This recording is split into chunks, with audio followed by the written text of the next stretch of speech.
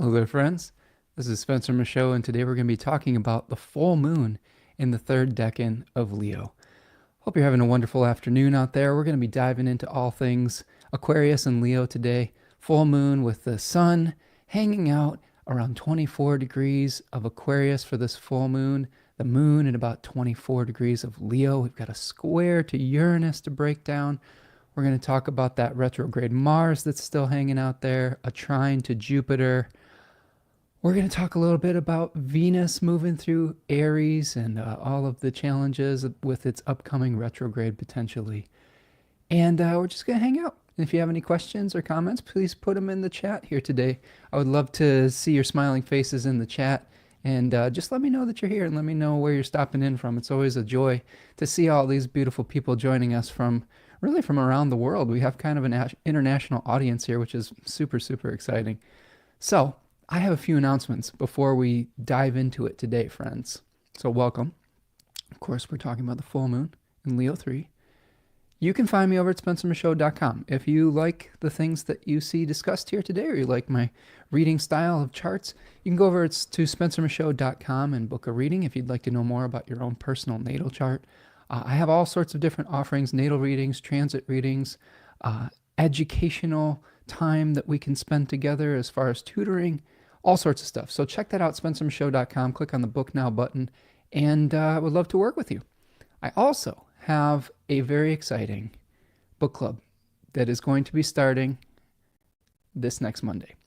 So we have a guided group study that is going to be going for an entire year. This is going to be my only book club for the year.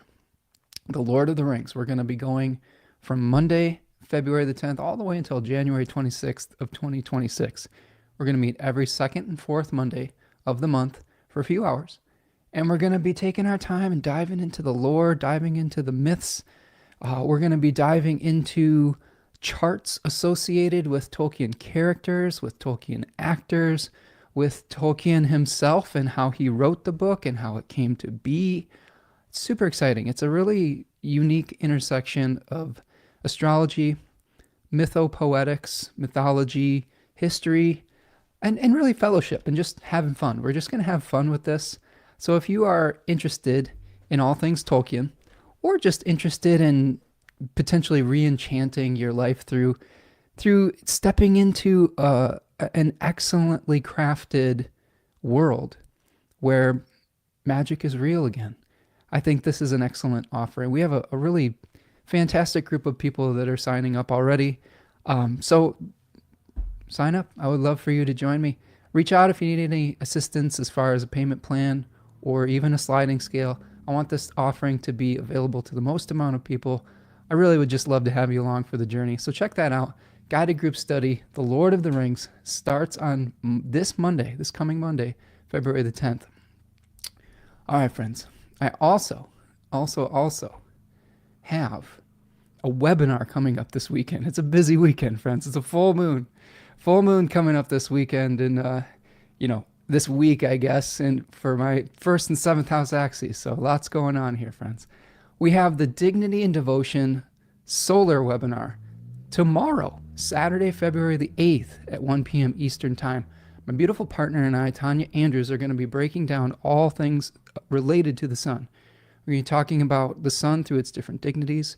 We're going to be talking about mythology associated with the sun.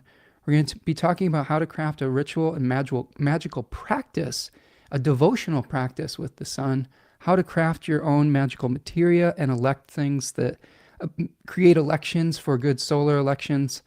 It's going to be great. We've been doing this for each of the 7 traditional planets. We've already gone through the moon, Mercury, and Venus, which you can find in the store on my website, spencermichaud.com. And I think this is going to be a fun one. So I hope that you'll join me tomorrow, Saturday, February 8th, 1 p.m. Eastern, for our Dignity and Devotion Sun webinar. Speaking of Third Coast Mojo, Tanya's got you covered for Venus stuff, really for all the planets at this point. But since we've got Venus moving through Aries, we may be experiencing some more challenges, smoothing over the waters with the people that we love and trying to come to agreements. This is where Venus and Pisces comes in. We just had a lengthy Venus and Pisces transit, Venus in her exaltation, Tanya's got some really excellent materia for Venus and Pisces if you're looking to smooth things over, especially as we come up on Valentine's Day, which I know is sort of it's a little bit of a Hallmark holiday, but it's nice to celebrate the ones that we love or with the ones we love. So this might be a great way to dive into that season. And then, of course, a great way to stay in touch is to subscribe to our newsletter, the Spencer Michaud Astrology newsletter. You get a 10% discount off of any reading if you sign up for the newsletter. It's a great way to learn about classes, learn about astrology, learn about when we are going live on the live streams. It's just a great way to support your content creators, your small business content creators such as myself. So I hope that you'll sign up for that. And then finally, if you want to support the channel today, you can buy me a coffee at buymeacoffee.com, which is basically a Patreon-esque type of website, or you can buy a super chat today for in the chat with a little $ on YouTube. All right, we got through it. Those are our announcements. I'm going to check in and see if our friends are stopping in. Oh my goodness, we got friends stopping in.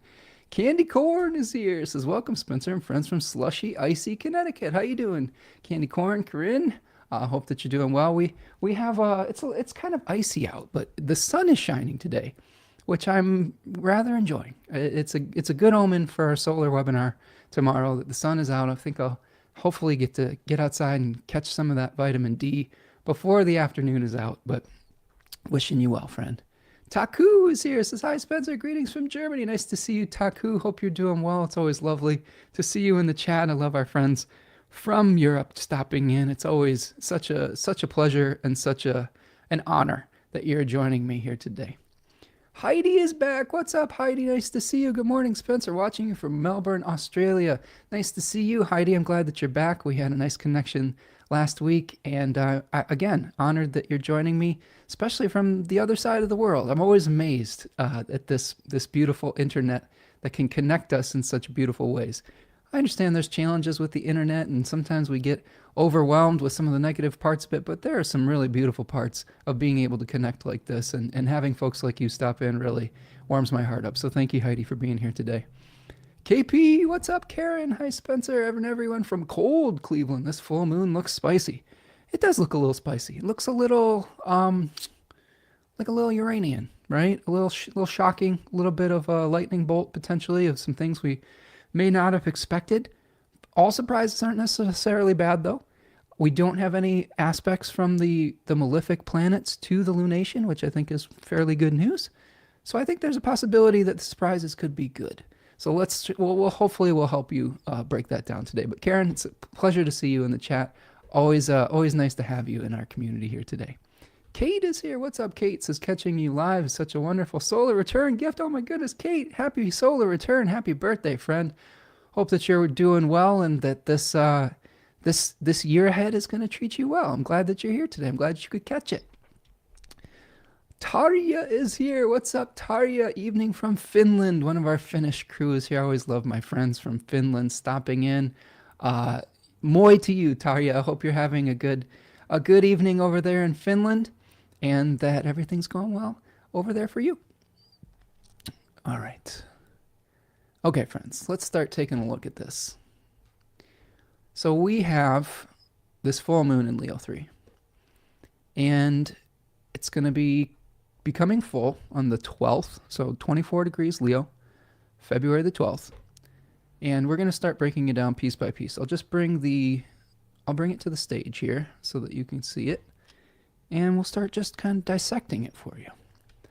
So, of course, full moons are always oppositions between the sun and the moon. And we've got a few big picture thoughts with this. We've got the sun in its exile in Aquarius 3, a decan that is notorious for taking a leap out into the unknown, trying to unravel an old karmic knot, potentially revisiting a situation in our lives so that we can finally let it go and release it. So this is the spotlight that the sun is providing for us. It's co-present with Mercury, okay? And we are coming off of this full moon. It hasn't quite happened yet as I'm recording this, but this upcoming weekend we have a Mercury cazimi at about 20 degrees of Aquarius. So we're going to be coming off of a big download of information, okay? with Mercury cazimi, Mercury being renewed in the heart of the sun. And then the moon becomes full at 24 Leo. And that third decan of Leo often describes how we stand our ground, how we defend our beliefs, how we defend our authenticity. Sometimes when we have an opposition between these two lights, often the thing that comes into my mind is that Clash song, should I stay or should I go? If I stay, there will be trouble. If I go, it will be double. But I really want to know, should I stay or should I go? And this doesn't necessarily have to be a physical thing. This could be a belief system thing. Am I going to stay mentally attached to a belief, to a narrative, to a philosophy, to an idealization? This may be a point in time where we're starting to come off of what we thought our lives were going to look like and coming to terms with how reality is actually playing out. And that can be very jarring. That can be very shocking. Enter Uranus, right? So here is the Uranus square. So we have this big T square between everything here. So let's take a look at this. We've got the opposition between the sun and the moon. Square from Uranus, squaring both of the lights. We do have a whole sign trine from Jupiter, so that is helping. It's separating, okay? But it is providing some assistance. I mean, the good news about this full moon is that both Saturn, the host of the sun, and Mars, the other malefic planet, neither one of them are making aspects to the lights, to the sun or the moon. Generally, I see that as a fairly positive omen for a lunation. It just means that maybe there's a smoother process. The only aspect that we have via whole sign and traditional planet is Jupiter. Yes, the elephant in the room is Uranus. Uranus, I have found, is, as much as I have tried to understand the types of things that Uranus is going to bring, it never ceases to amaze me how it can still surprise us. And I think that is something to keep in mind, is that oftentimes we're like, well, it might be something unexpected, and like it might be a little shocking, and you're like, well, if I know that in advance, I'll be less shocked. And every time it's kind of like, whoo, that was one I just didn't see coming. That's not one I had on my bingo card. Now, if we do know that there's the possibility that there could be events that throw us out of our rhythms and throw us out of our normal routines, we can prepare for those instances. We can't prepare for every single inevitability. Let's be clear about that. But what we can do is create more space. This is something I've been really focusing on and trying to learn as I've moved forward with time management skills. And it's not just scheduling in the tasks that you have to do. It's creating space in your schedule for the tasks or the events that you didn't plan. It's a huge difference, because you can have the best schedule known to man. This is something I was always like, oh, I've got the perfect schedule. I know exactly how my week is going to go. And then life inevitably steps in and says, you thought that you were going to do this, but here's a snowstorm. Here's a health issue. Here is a lengthy conversation from someone you haven't heard from for a long period of time. They don't necessarily have to be bad surprises. They could be things that throw you off of your expectations. And when we leave room for that, because we anticipate that life, has some of these things that it gives us, that's when we can truly be centered and not get thrown off of our balance. And being centered, I think right now is that is a meditative act. That is a meditation practice right now, is how do we stay centered when we're being blitzed by change that is fundamentally designed to destabilize our mental health. And I think that is something that we're going to have to work through as a community. And how do we do that?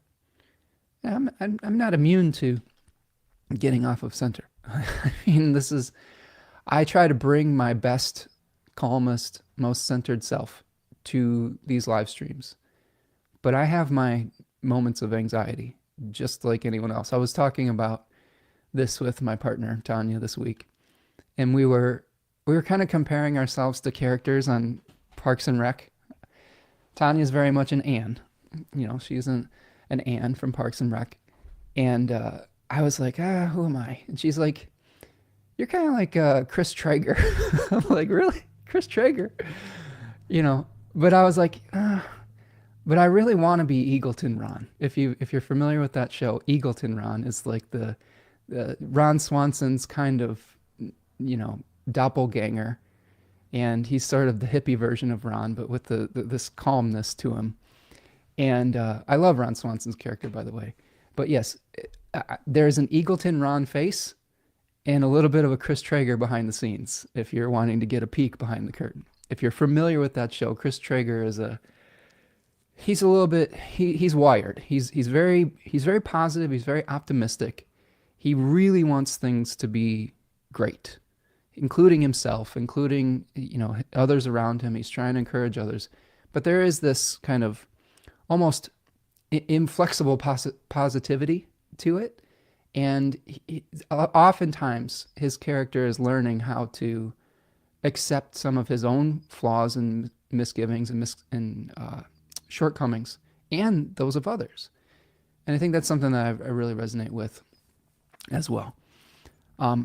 That's a long-winded way of saying that we all sometimes struggle with staying centered. Now, back to our chart here.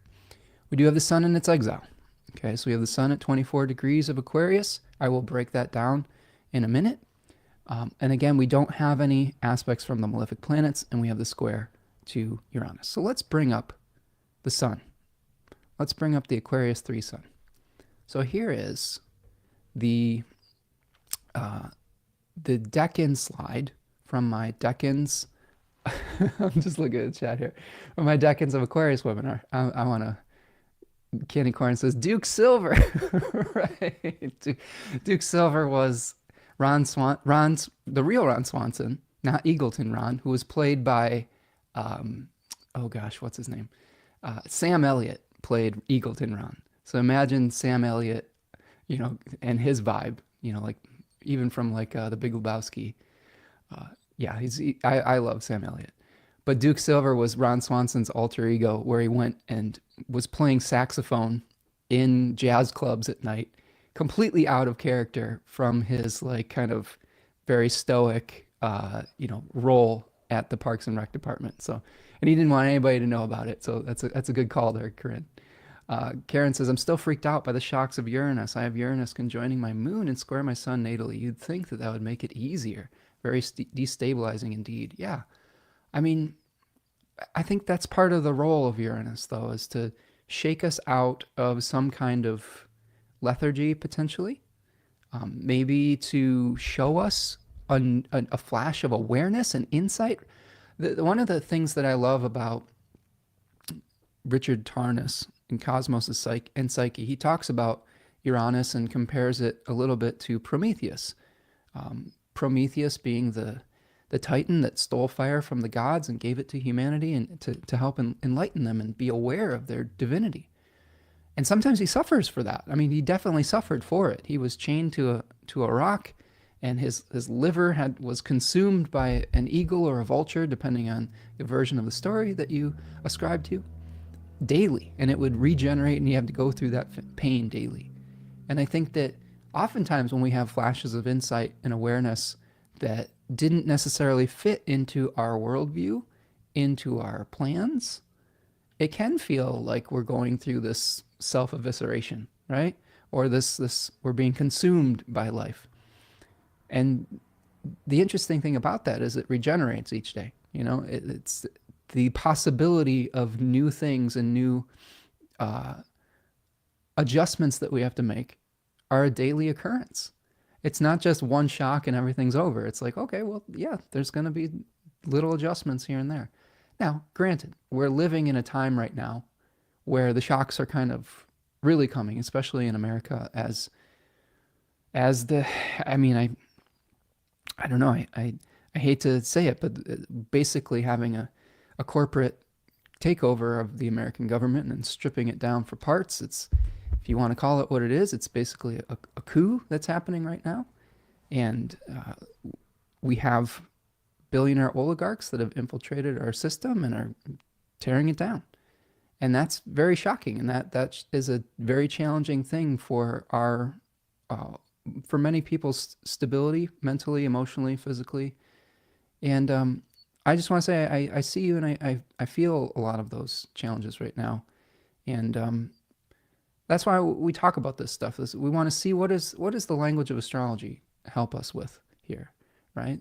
How do we contextualize all this and say, well, what is really happening behind the scenes here? Because one of the things that is really being tested for me right now is much of the ways I've talked about my attraction to Taoist philosophy on this channel. I would not necessarily consider myself an expert in that, but I really like the ideas that certain things that happen in life cannot be completely understood exactly in the moment as completely good or completely bad. I know that we want to have very clearly defined good and evil. And in some instances, you can say that that's a real shitty way to be a human being. And there's lots of that's happening right now. But those Taoist stories talk about events potentially leading to better outcomes or positive outcomes, even if they look negative in the interim. And I'm not pointing to any one of those things and saying, well, we just have to see how it plays out. I think there's some of those things that feel painful, but it's a test of that type of philosophy. So, Susanna is here. Moi, Susanna. Hope you're doing well, friend. It's nice of you to join us as well. We've got our Finnish crew stopping in. Exciting. Okay, let's talk a little bit about Aquarius 3 here. Aquarius 3, this is where the Sun and Mercury are hanging out. This is where the Mercury Cazimi is happening this weekend as I'm recording this. So this shows us the Seven of Swords, excuse me. Book T calls this card the Lord of Unstable Effort. Book of Thoth calls it the Lord of Futility. It's a lunar decan in a Saturn-ruled sign. So automatically we have sort of an uncomfortable relationship between the sign ruler and the face ruler. The sun and the moon and the Saturn and the moon were in opposition in the Thema Mundi, just as Saturn and the sun are opposites in the Thema Mundi. You have kind of two of those back to back, right? Two Saturn signs back to back, opposing both of the lights. So the moon, being a planet that moves very quickly, talks about something that is very changeable. The swords in the tarot often refer to ideas, thoughts. So these may represent lots of thoughts that are moving very quickly, that are changing very rapidly, okay? Belief systems that are changing very rapidly. Austin Cobbett calls this decan the knot in 36 faces, and he talks very much about revisiting, I think partially because of its daimon, Osiris, okay? Revisiting a situation, piecing together the wisdom that you can glean from it, but not permanently. The Osiris story is basically where Osiris is split into many different pieces by his evil brother, stepbrother, brother-in-law, brother by marriage, Set, right? And he's murdered. He's split up into pieces, so he can't be resurrected, or so he thinks. Isis goes and collects all of those pieces him back together, resurrects him. They have a child from that resurrection. Okay, Horus is the new king, but Osiris can't maintain his reconstituted form. He then goes on to become the Lord of the Underworld. So there may be a situation where we have to revisit something temporarily during Aquarius 3 season, but not to build our entire life around it, to be able to dismantle some of the frustration that we're feeling around that particular circumstance, whatever that may be. Oftentimes, what we feel in Aquarius 3 is a building frustration at a system, at something that is not working for us, at a situation that we find ourselves in relationships that we might find ourselves in. And we're kind of just gathering the last bits of information so we can finally take the leap away from that situation. Aquarius 3 also talks about knowing when to quit, knowing when it's like, this is not a tenable situation anymore. This isn't a fight that is worth fighting. This isn't a hill worth dying on. And it's not a blustery exit. You can see here in this card, this figure is sneaking away into the night, right? He's taking the 5 swords of wisdom that he's learned from the situation, and he's leaving 2 behind. And it is a quiet exit. All right, so themes that we could see with this decan: releasing and untying old karmic knots, departure from a difficult situation, growing disgust and frustration. Netzach and Yetzirah is the Kabbalistic tree of life relationship, which is knowing when to quit. This is actually a Venus Sephira, okay? But in the realm of ideas, it's interesting that Venus Sephira sort of translates, I believe, to eternity. I think that is the Venus association there. The Kabbalah, the Kabbalistic Tarot associations, there's a lot of mystery involved with that. And it's still something that I think will take some years to unpack in my own brain and how to contextualize all of it. Disenchantment or divine discontent, right? Sometimes we get very attached to something.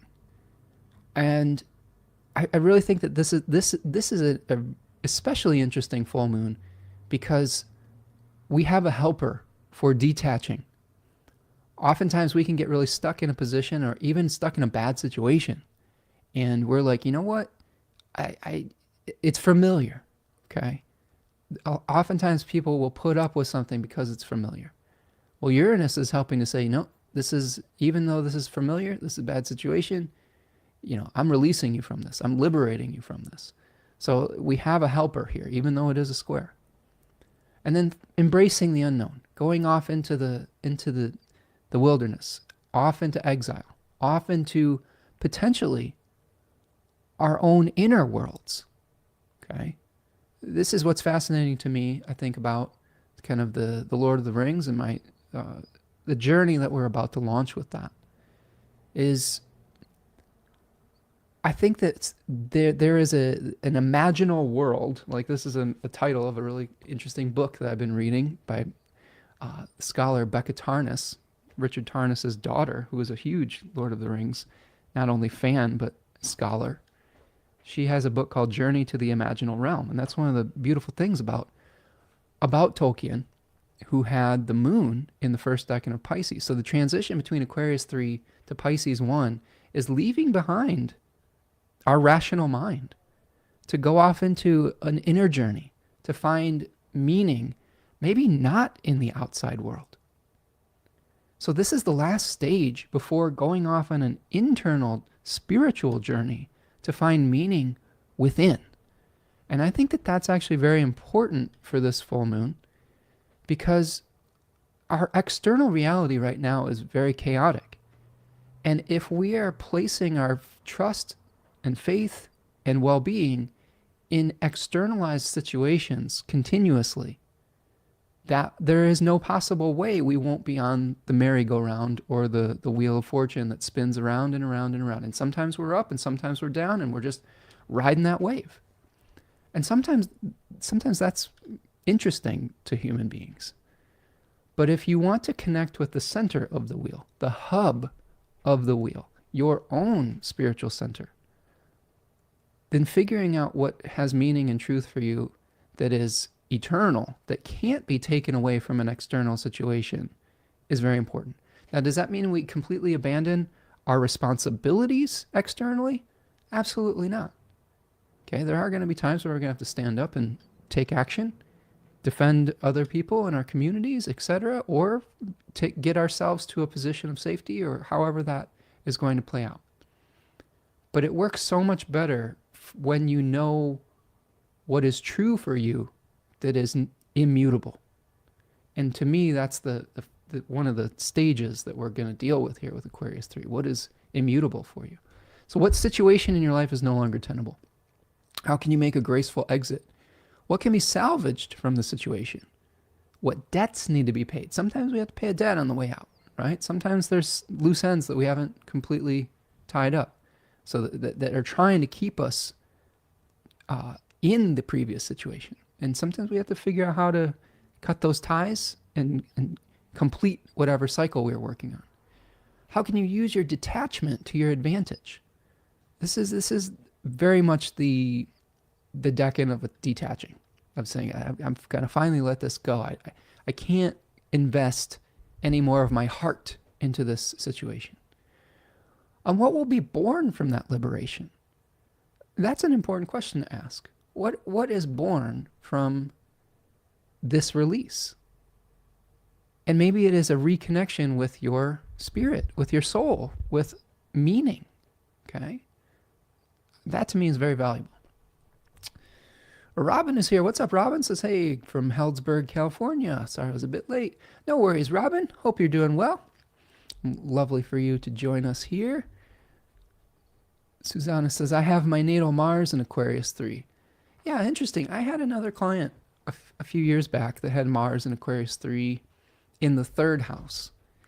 And they had a very difficult relationship with a sibling. It was an abusive relationship with a sibling. And they really struggled to detach from that circumstance. And one of the main things that we worked on over multiple sessions actually was figuring out how to have the not only the courage but the objectivity to finally recognize that situation wasn't going to improve and to leave it behind. And this is the kind of thing that astrology can teach us. It shows us when a situation in our life might be untenable and not worth fighting. Now, we will talk about the opposite energy, the Leo 3 energy, because there may be a situation in our life where we have to be courageous to leave something behind, or we may have to fight for our freedom, or we may have to dig deep and find our inner bravery. It could also be suggesting that there is certain things that we are defending with every inch of our heart that needs to start becoming dismantled. So a lot of different ways to read it. Kate says, knots in the stomach to find the words, Mercury. And this gives personal accountability vibes too. Yeah, absolutely. And with Mercury co-present with the sun at this full moon, it's bringing up a lot of thoughts. It's bringing up a lot of words that we may have spoken, and really having us ask questions about which circumstances in our life we want to hang on to and which ones we want to let go of. Kay says, maybe what we carry while in a situation versus not in a situation. Absolutely. And we carry all sorts of things. We carry memories. We carry traumas. We carry good experiences. It can be just as hard to let go of something good in our life that has outlived its time as something bad, right? This is another thing to keep in mind. Maybe there's a good situation that is just we're hanging on to out of memory rather than the reality of that situation. So another thing to consider. Karen is joining us. What's up, Karen Clark? I believe joining us from New Zealand. Nice to see you, friend. Hope you're doing well. We're talking a little bit about Middle Earth today, Karen. We're starting a Lord of the Rings book club for a year-long journey through the Lord of the Rings, where we're breaking down the myths and talking about everything Middle Earth. And of course, New Zealand was one of the main places where Peter Jackson shot his Lord of the Rings trilogy. So I bet there's some pretty amazing sights over by you, my friend. You'll have to tell us about it. Winter is here. What's up, Winter? Nice to see you joining us from New Jersey. Hope you're doing well, my friend. Hope your writing is going well and you're finding a deep well of creativity. Roxanne Kennedy is joining us from Los Angeles. Nice to see you, Roxanne. This is a new name in the chat here. Hope that you're doing well, my friend. Welcome, and I hope that hope you'll find a supportive community for you here, friend. Karen says, my sun is at 29 degrees of Aquarius. So this is a big one for you, Karen. This is something where the sun's going to be lighting up your natal sun via this full moon. So maybe there's a situation in your life where you might have to unravel an old knot, an old frustration, and make a new start. So you have to let us know if there's any stories that have been coming up for you. Okay, let's go back to the chart. And we are going to take a look at some of the other pieces of this. Now we also have a host, Saturn, for the sun. So this is the sun's host. So we go back to our decan slides. And this is what's trying to be fed into this, the solar consciousness, the canvas, the light of the mind, the awareness, the big spotlight. All right, something that we have a conscious desire for potentially. Lunar desires oftentimes are buried below the surface, like the subconscious. Solar desires are ones that are right at the forefront of our brain potentially. So what is Saturn trying to provide to the sun here? First of all, it's in aversion, which means that it is not able to witness the sun, Mercury, or Pluto, I guess, is also co-present there. So there's something that we're trying to grasp, but we have difficulty providing the right type of resource. Saturn in Pisces 2 talks about the challenges of harmonizing our inner and outer reality, the power of our intentions, our wishful thinking. This is a Jupiter-ruled decan.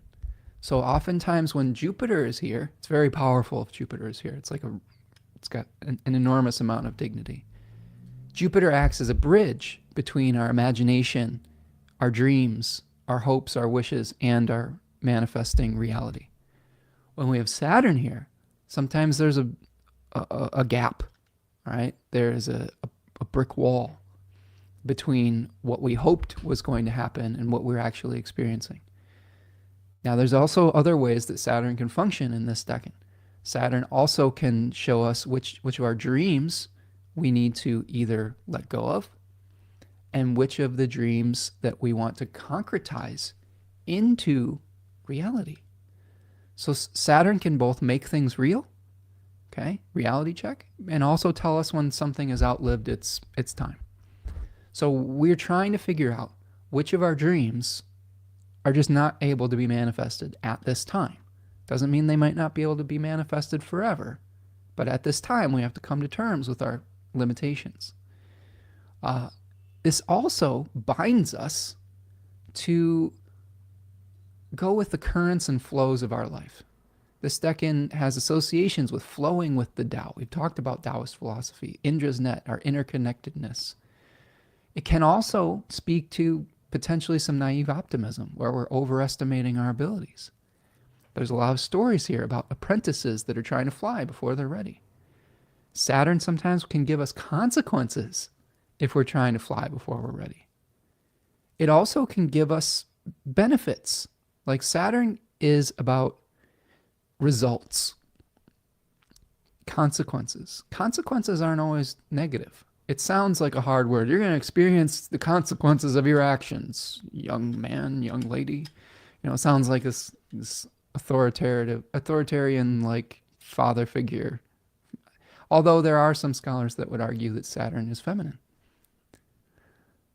So I think that consequences are just the results.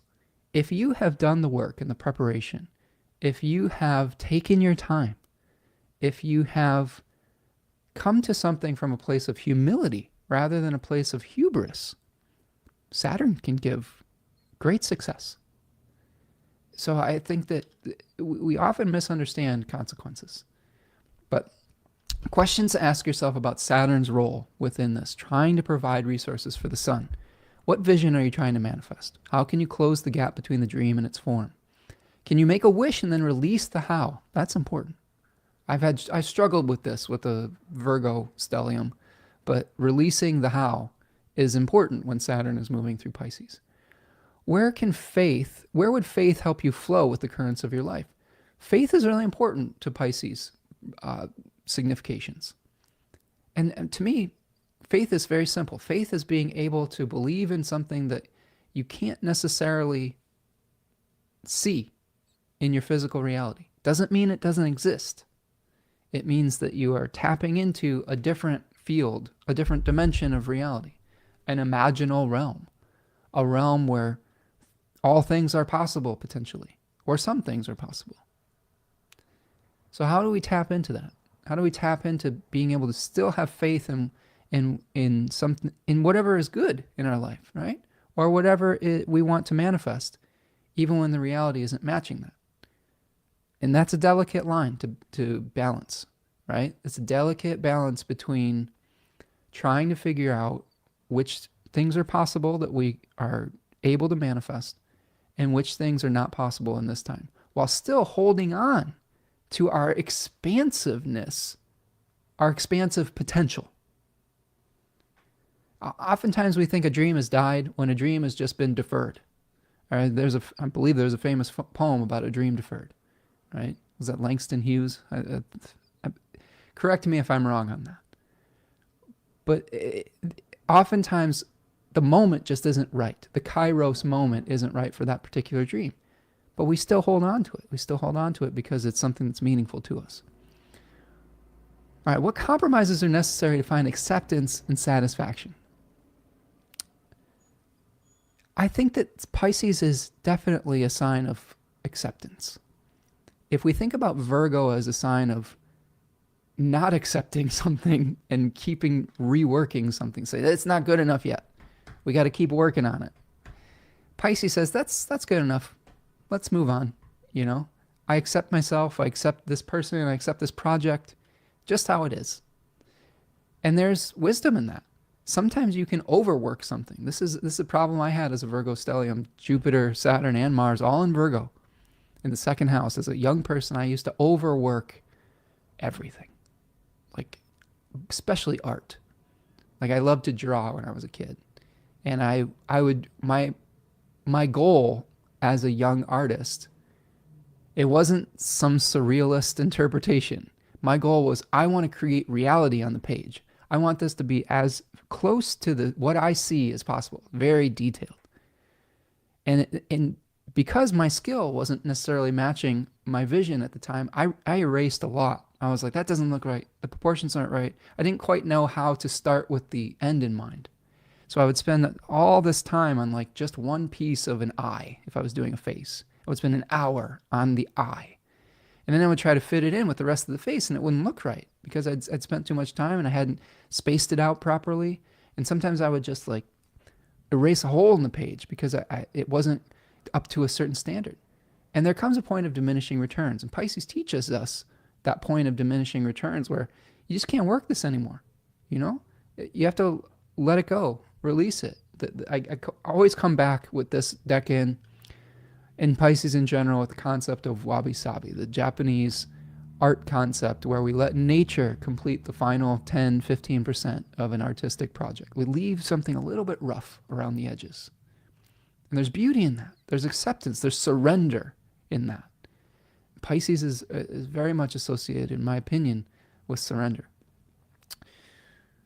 Roxanne says, oh, thank you. I discovered your astrology through Shu Yap. First time here. Roxanne, that's awesome. Shu is amazing. Shu is one of my good astrology friends from Australia. And she is an excellent astrologer. She teaches through Kepler College and has a number of awesome classes over there. And I love Shu. Shu and I actually caught up a couple days ago. We usually catch up once every few months. And she sounds like she's doing well over there in Australia and working hard. She's a brilliant mind. So thank you for finding me over here. And if you see Shu, say hi. Jolie James says, me too. My logical mind wants to know how. Darn Virgo stellium. So you feel me, Jolie. You know, we Virgos are obsessed with the how. And there's nothing wrong with that. Okay? We need people that know how. We need people that understand the material rules of turning a dream into a reality. Virgos are great at that. They're great at, like, if they know what the vision is, maybe they aren't always the best at the vision. Some are, okay? But sometimes when we get instructions, there's nobody better at carrying out clear instructions than someone that has heavy Virgo placements, because they're like, okay, I'm gonna take my time. I'm gonna take this one step at a time. I'm gonna read all the directions very carefully, detailed type of things. I was thinking about this with cooking the other day. I was like, man, I should cook more, because I would be really meticulous about the ingredients. I'd be like, all right, I'm gonna measure exactly. I would follow the recipe exactly. But then I also was thinking like, well, my partner doesn't necessarily do that. She kind of wings it every once in a while, but she's an excellent chef. So there's that last 10 to 15% wabi-sabi, being in the flow state. That's why we have these two things on the axes. They balance each other out. If we get too attached to the how, we miss the adjustments that are necessary to flow with our life. As I was speaking at earlier today, when you're trying to make a schedule, like my Virgo stellium, Jolie, wants to say, this is what I'm doing today. Here's how this is going to go. I have a high anxiety level about how things are going to turn out. And part of that is trauma informed. When you grow up, when you can't predict what any of the adults in your life are going to do from one moment to the next, your brain tries to compensate and sometimes overcompensate for that by saying, I want to know exactly what's happening next. And when that doesn't happen, I feel like, oh my God, I'm going to lose control. Like I felt powerless when we were young. Maybe Jolie, you can chime in on if that was part of your experience too. Oftentimes our chart is a reaction to our youth, and I think that there's many different ways that we can have origin stories astrologically. But I think that's one that I see a lot in Virgo placements is they grew up in situations of chaos, and they're like, well, if they're not going to do it, I have to do it myself. But what that does is that fixes us in a certain expectation. And what we're trying to do with Saturn and Pisces here, informing the sun in this full moon arrangement, and Mercury and Pluto, I guess, if you want to include that, is it's trying to teach us how to become flexible and the limitations involved with our own plan. I mean, many of us, like, let's just take our current political situation. There were many people that predicted a lot of the outcomes that are actually happening right now. But I think there's a lot of us too that like are even somewhat shocked as to what is happening out in the political sphere in America and the world, etc. And it didn't quite fit into our Virgo plan. And now that many adjustments are having to be made, and if it isn't, those changes haven't been affecting you yet, I mean, just wait. It's probably coming down the pike. But it's a test of our flexibility. It's a test of our ability to flow with those changes. It doesn't mean that we have to surrender to them, especially when there's circumstances where we need to take action to defend the powerless. And we'll talk about that because the I-Ching, the I-Ching really like leaned into the Promethean defiance this week that could be also inherent in this full moon. So yes, Jolie says, absolutely, this is my life. An unpredictable childhood, home life, and even health makes me want to overcompensate by being sure before I do something. Yeah, absolutely, Jolie. I'm right there with you. I've talked about this on the channel a few times in the past, but I grew up a child of divorce, and not just one. Like my mom was married 4 times, and my dad is on his 3rd marriage. And all of those marriages happened before I was 14. So if you can imagine just people coming in and out of your life, moving, getting shuffled from one living situation to another, changing households, all of this stuff, very unpredictable, very chaotic. It made me as an adult want to know how things were going to turn out. Those were nasty surprises that I didn't really enjoy. So how do we start to have faith in life to bring us where we ultimately need to be, right? That's part of the exercise we're working through here. Kate says, I suppose in Pisces, some things' true form is never quite so fixed. Absolutely. Pisces is a sign that tries to dissolve form, right? Think about the northern hemisphere time of year. It's the last sign of winter where everything's starting to thaw out. There is a mixture, an alchemical soup of water and earth that is coming together that is hopefully going to help enact the fertility of the next spring season. But in that Pisces season, in my area of Michigan, that's usually late February, early March. Sometimes it's just mucky. It's undifferentiated muck. It's muddy, it's watery, your feet get wet, it's dirty, it's but there's beauty to it. There's beauty to it as well. And there's hope involved because we've gone through the lengthy period of winter where it's been cold, it's been dark, it's been unchanging, merciless. And then the hope that comes from the return of spring, that's Pisces. It's like, wow. I can see little glimmers, little bite-sized pieces of the coming warmth, the coming flowering, the coming return of life. And that to me is part of the beautiful part of it. All right. Jolie says, oh yes, Jupiter, Saturn, North Node in the 6th. Yeah, you're probably similar age to me, Jolie, with that Jupiter, Saturn. Stack up. Early 80s babies. Kate says, in the ideal image of Leo versus Aquarius might just highlight this knot of uncertainty. Absolutely. Yeah, and we'll break down that Leo part in a second. Okay, so that's what the host of the sun is doing. So let's go back to our chart and we'll start looking at the moon. Before I do that, friends, I'm going to just take a little stretch here.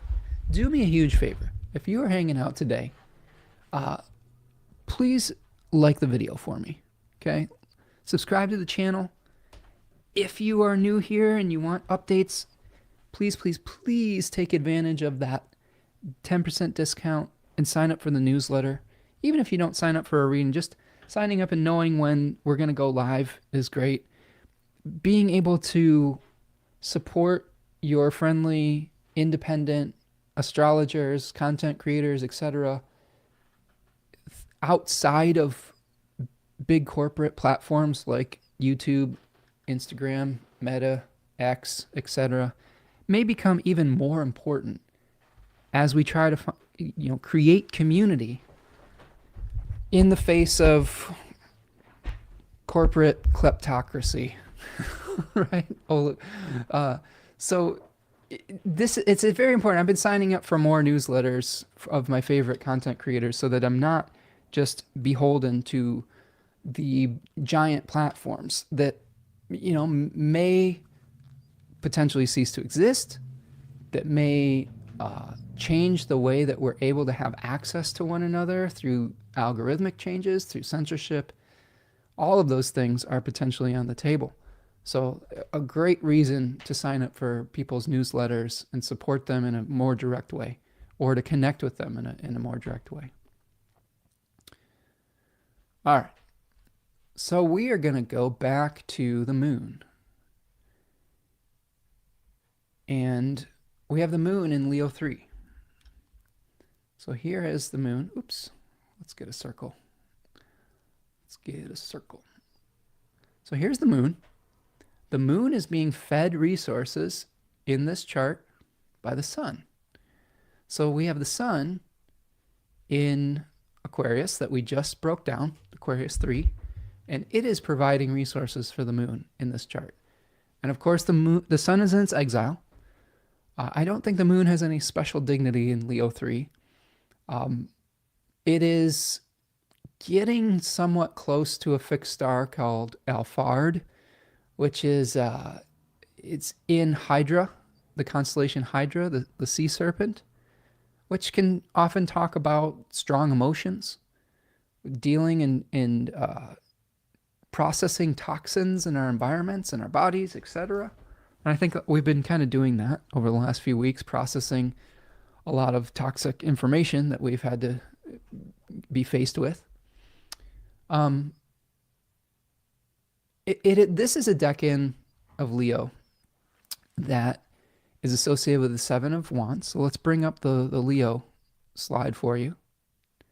So here's our Leo 3 slide from my Decans of Leo webinar. You can find all these webinars.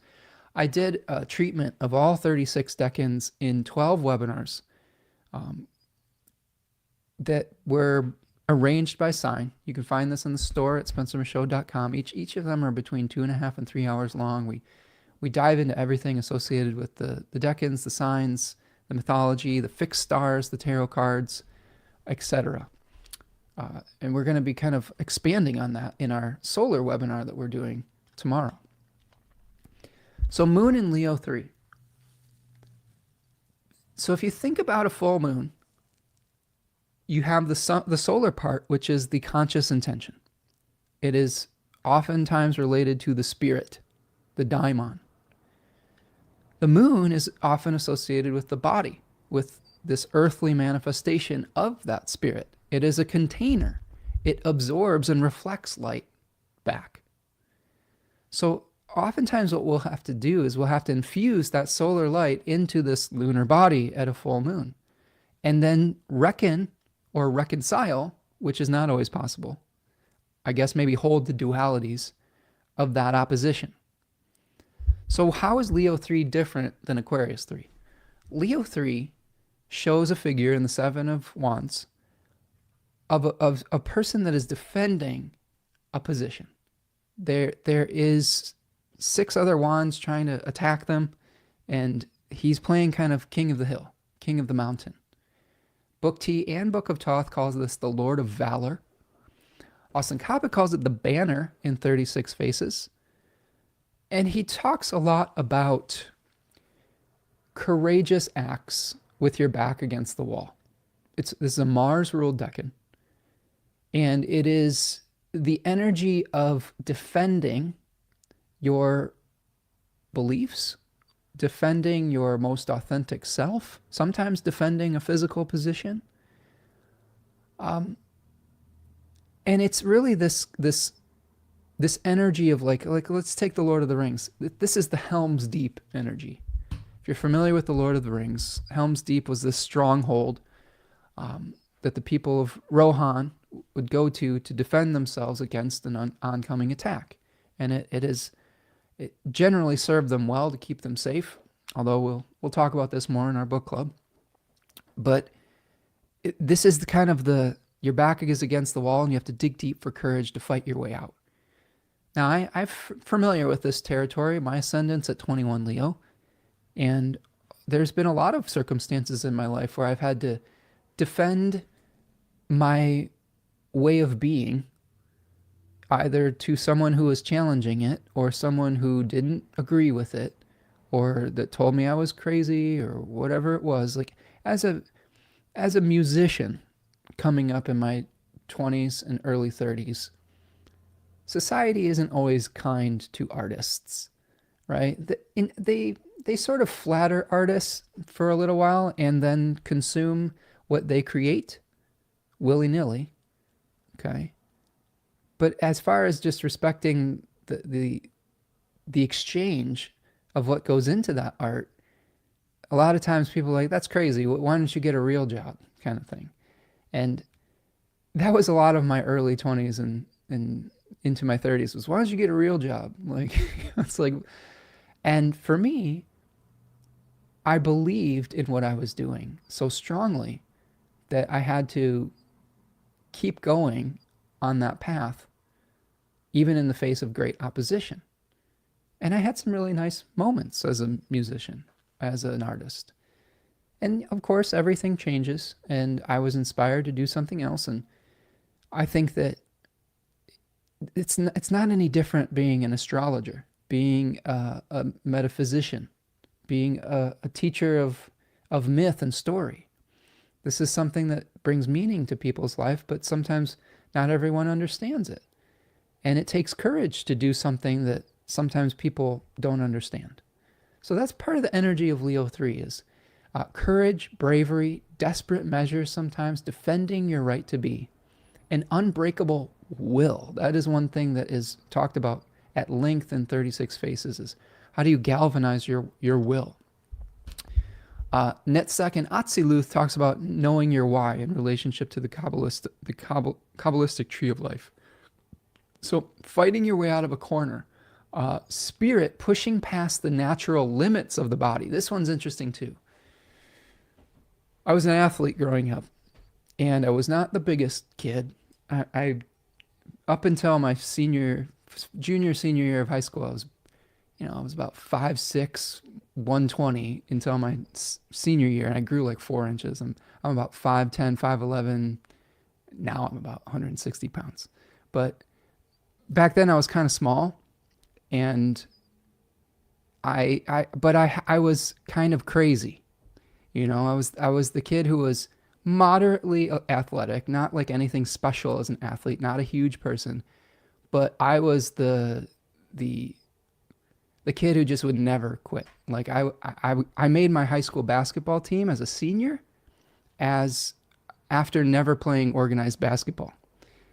And it was because I just went out there and like was like Rudy. You know that movie Rudy, where he's smaller than everyone else, but his heart is so big that he can't be denied. And the coach looked at me and he was like, Spence, you don't know any of the plays. You don't really know what you're doing out here, but man, you make everyone else work harder. And if you want to be on the team, that's fine. Like I understand. He's like, you're probably never going to play. You might get in at the very end of a game. It's up to you. It's your choice. And I was like, hell yeah, sign me up. Like it was really fun. It was really fun. It was, I busted my butt every day in that practice, trying to make other people better. And, but it came at a cost. Like I experienced a lot of injuries as an athlete. I tore my ankles up pretty bad in basketball, and I actually tore the ligaments in my knee twice. I tore my ACL and did an MCL at one point playing basketball, and it was always pushing myself to the brink of exhaustion. This was true at the sports that I was actually good at. I was a good hockey player growing up, and I played baseball in high school as well. And I was actually much better at both of those sports than basketball. But the basketball one's an interesting story because it kind of illustrates this, like, your back is against the wall. Your spirit is going to overcome great odds to do something. So someone's asking, is it possible, just curious, is it possible to listen to your music somewhere, or is it not available anymore? Yeah, you can find my music online. There is a YouTube channel, Spencer Michaud Music, that has some of my live stuff on it. You can also go to SoundCloud and look up Spencer Michaud Music. I also have an album that I recorded on Bandcamp called Tightrope Walker, and that's the only like official studio release. The other ones I have on my SoundCloud are just kind of demos that I made at my house. And honestly, friends, I have like hard drive upon hard drive of music that I probably need to just put out. But the perfectionist, the Virgo in me, was in my 20s. It was even worse. And now as I've gotten older, I kind of listen back on something. I was like, I should have just let that go and put it out into the world. But, a little encouragement goes a long way. So if you like what you hear, reach out and, maybe I'll release some more stuff eventually. Okay, so questions to ask yourself about the moon in Leo 3. What personal ideals are worth defending? What will you do when your back is against the wall? Okay, what will you do when your back is against the wall?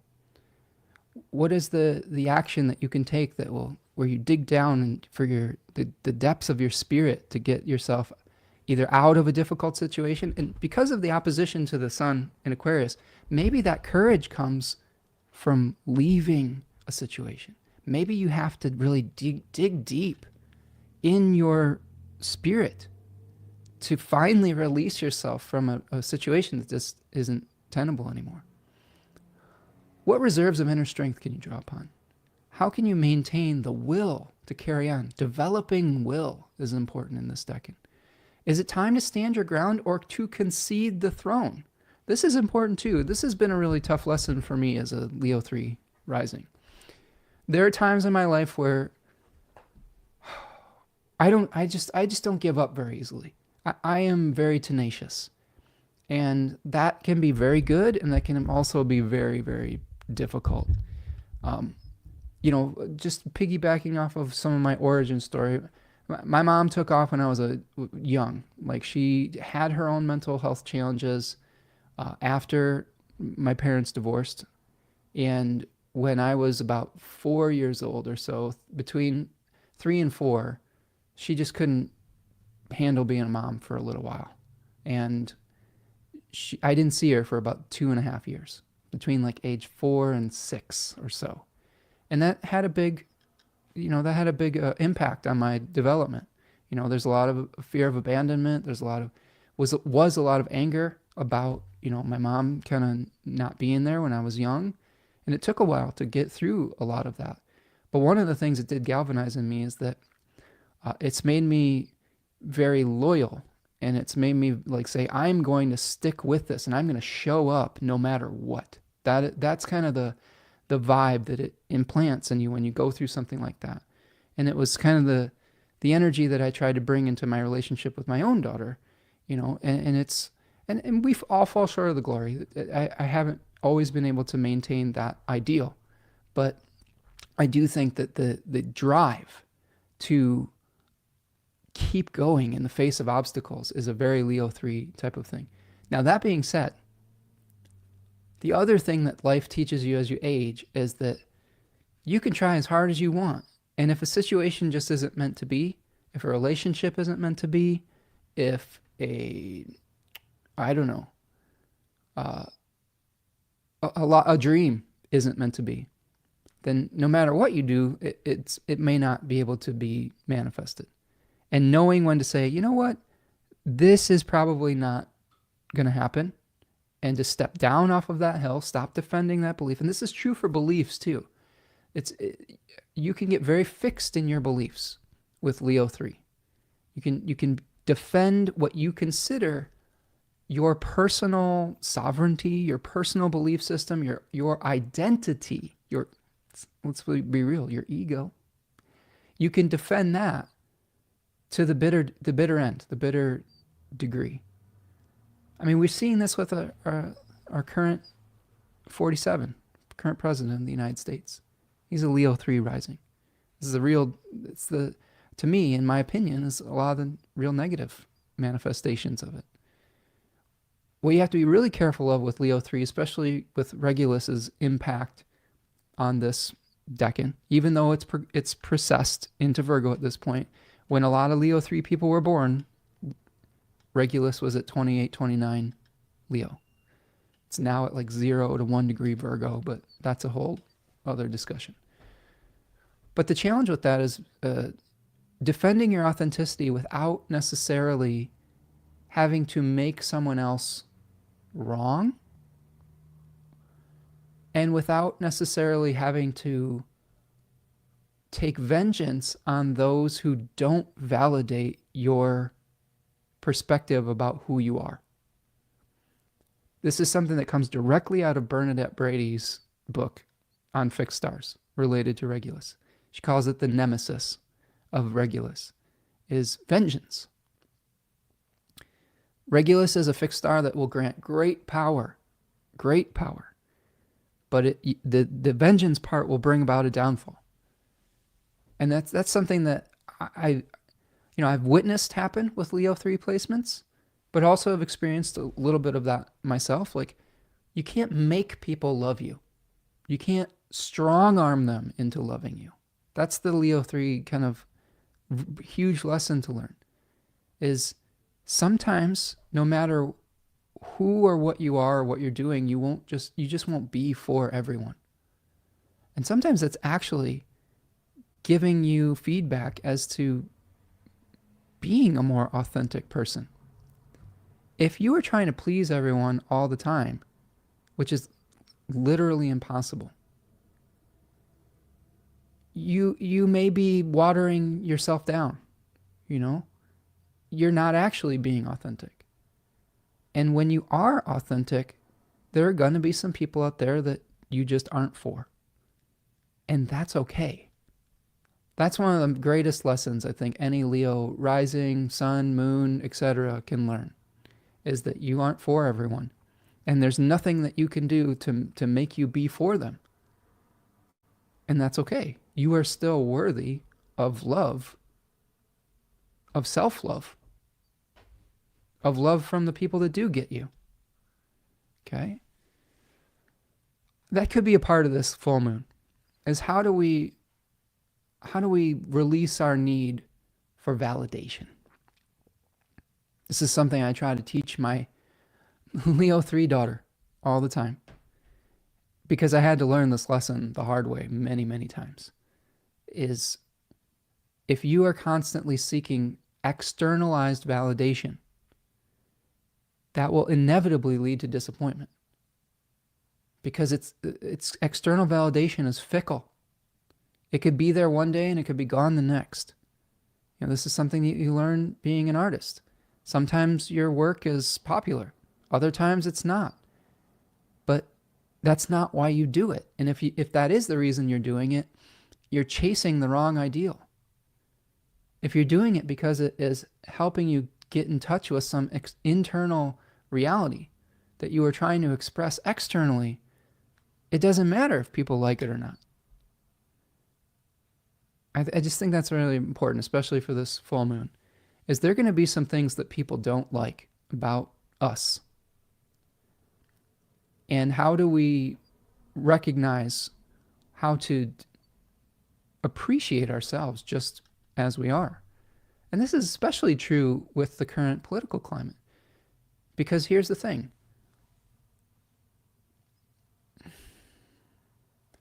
There is a prevalent atmosphere of othering right now, scapegoating, of pointing fingers, casting blame, exiling those that the powers that be think are creating the problem. And they really don't even think that. I really don't think that they do. I think that it's a distraction. These are convenient targets. When you try to pick on the most vulnerable people in a society, like trans people, LGBTQ plus people, immigrants, people of color, disabled people, those are easy, convenient targets for people in power to create distractions from the real things that they're doing, which is wealth consolidation, wealth grabs, power grabs. So the nefarious thing about that is difficult is that it is, as much as painful as it is to deal with that, right? If you are experiencing that kind of othering, shadowing, that kind of institutionalized hatred,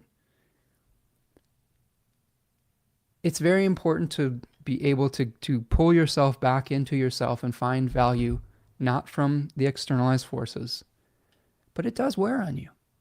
It does wear on you. Being othered all the time is exhausting. It's really difficult to continually recenter and be like, I know I have value, even if these powers don't acknowledge my value and validate me. It's tough. This is the work that we do as artists. This is the work that we do as, occult practitioners, metaphysicians, astrologers. We're not always going to be for everyone.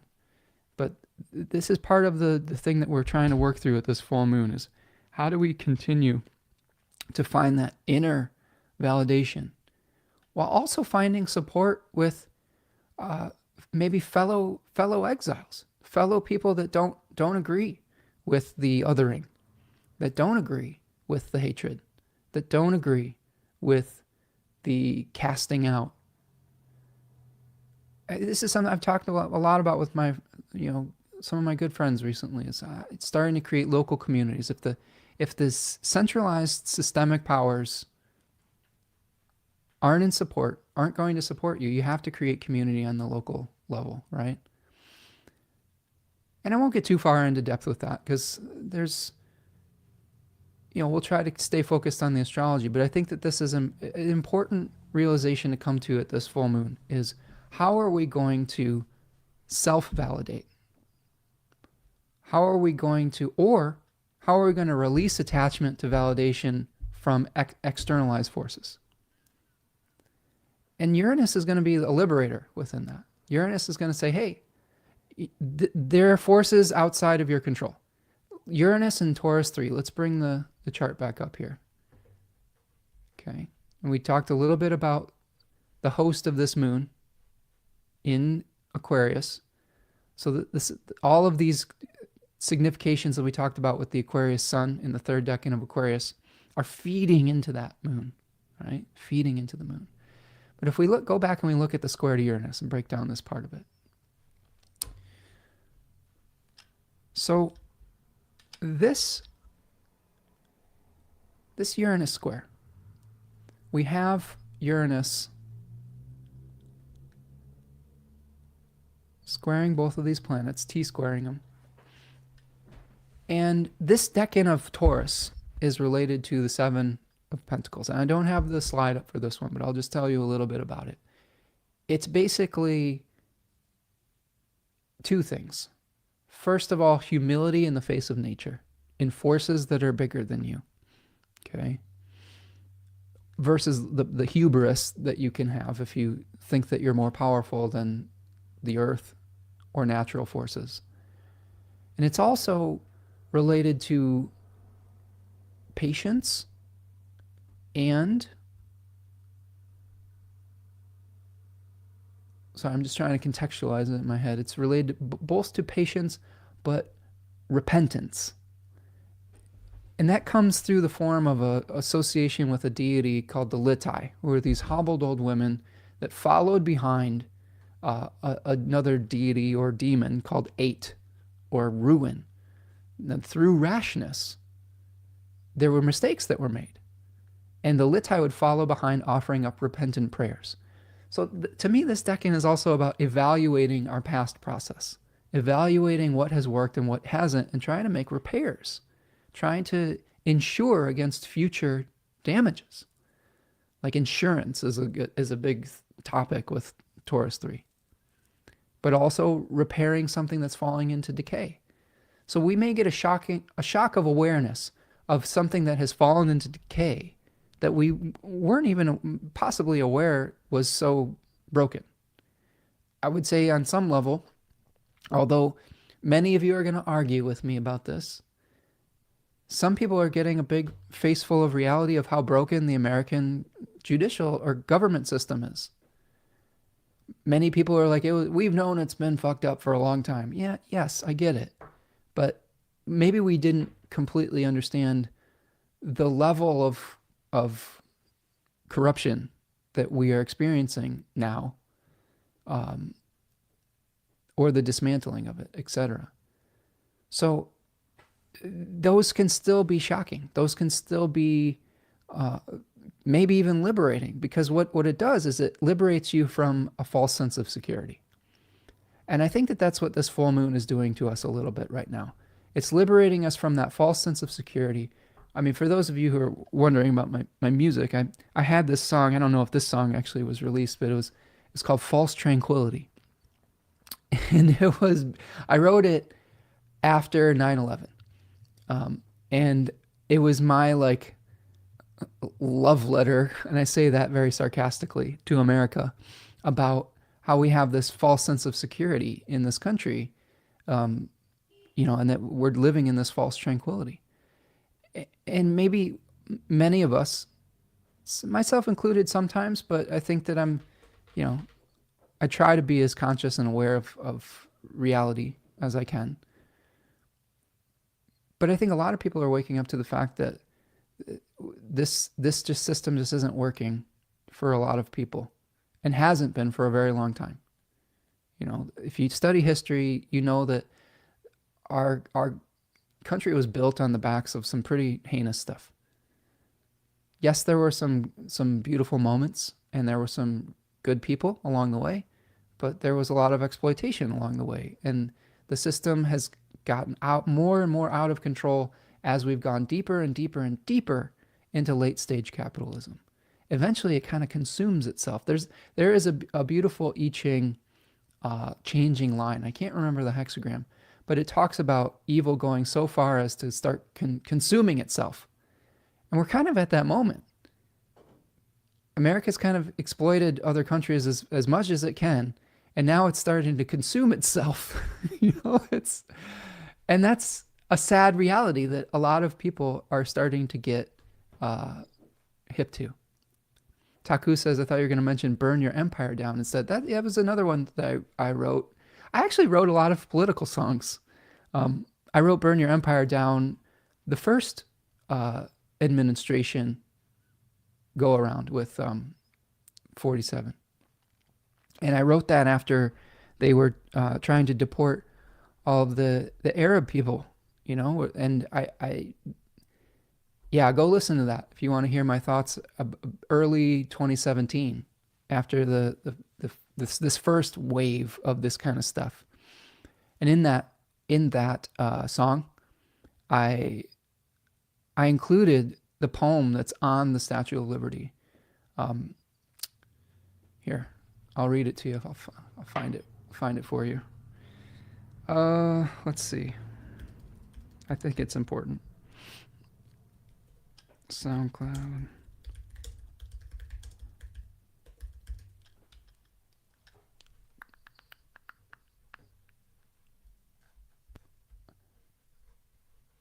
So I wonder if I have the lyrics involved here.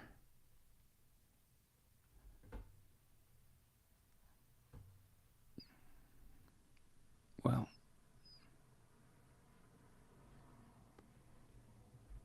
oh yeah. So I'll just read the lyrics for you. You can go listen to it. Here, I'll put it in the chat if you're interested. You can check out this link, and that's the SoundCloud. This is just a demo that I wrote when I was doing a Polar Vortex songwriting game with a few friends. But it says, camera obscura, reverse reality. Look through the pinhole, see what you want to see. This is very Aquarius, Saturn type stuff, even though this was before that. Feels like that. Stick your head in the ground, cover up your ears until there's no sound. But we're going to burn your empire down. Whitewash the rainbows, sanitize the screams. Muzzle the newsmen so your echo will agree. Wear the hat on your head, crimson fashioned from the dead. But we are going to burn your empire down. Give me your tired, give me your poor, your huddled masses yearning to breathe free. The wretched refuse of your teeming shore, send these, the homeless, tempest tossed to me. Tear gas the sacred, firehouse the free, fire hose the free, bulldoze the brilliant as you laugh at liberty. Take a good look around, because we're coming for your scarecrow's crown, and we are going to burn your empire down as we lift our lamp beside the golden door. So yeah, that's kind of a poetic reading of the music, and you can hear the kind of the music if you want to on the live stream or on the SoundCloud that I posted.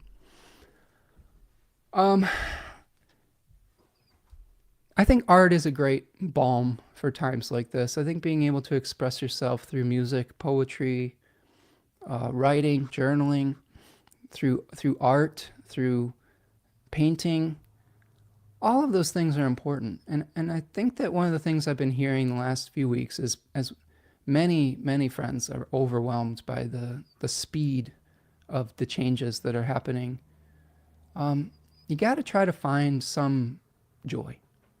You have to be able to find some grounding reason to keep going, to keep fighting, to keep centered.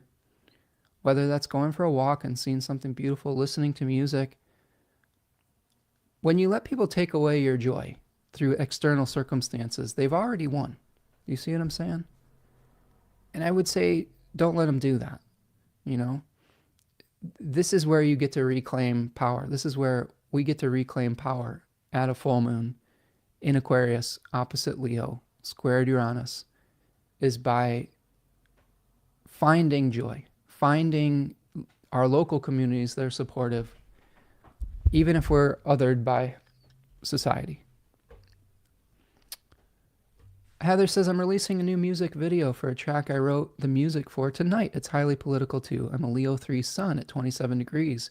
I decided to sacrifice being liked for being authentic. Now I'm Alphaba. Right. Yeah, that's exactly what Leo 3 is meant to be and meant to do. Sacrificing being liked for being authentic. And it's not an easy journey.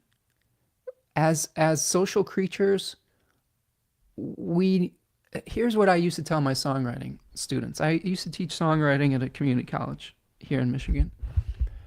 And I would say that, especially to help them with their fear of performing, their fear of sharing the work, their fear of being criticized, I would say to them, back in our evolution as a species, if you were ostracized and othered, that your physical self was in danger. Your you might starve if you were cast out into the wilderness, if you didn't have the approval of the group or the tribe, etc. And I'm reflecting on this speech that I'm giving now, and I'm not sure that the same conclusion I gave them is true now. But I would tell them that, for the most part, when we get the disapproval of the group, we still might be able to survive. We still might be able to, our lives aren't threatened by someone's disapproval. Now, there are arguments to be made that casting people into exile very much does put them in physical danger. So I want to caveat, this kind of realization with that. But I do think that it's true on some level that you don't necessarily need to be liked to be safe or to be authentic, right? And sometimes the best possible thing you can do is be true to yourself. To me, authenticity is harmony between your inner self and your outer expression. And how do you continue to close that gap between the outer expression and how you really feel and who you really are on the inside? Sometimes it's a lifelong journey. There are certain people in the world that come out of the womb and they are just exactly who they are all the time. And that's their external expression. Everyone has their own masks. I have my masks. Like my aspiration, as I said earlier in the show, my aspiration, if we want to talk about this in terms of Parks and Rec, was Eagleton Ron or something like that. Maybe not him exactly, but Mr. Rogers. These are aspirational figures of who I would really love to be. Someone known for their kindness and for their ability to be centered in chaos. But behind the scenes, I have my own anxieties. Sometimes I'm more Chris Traeger.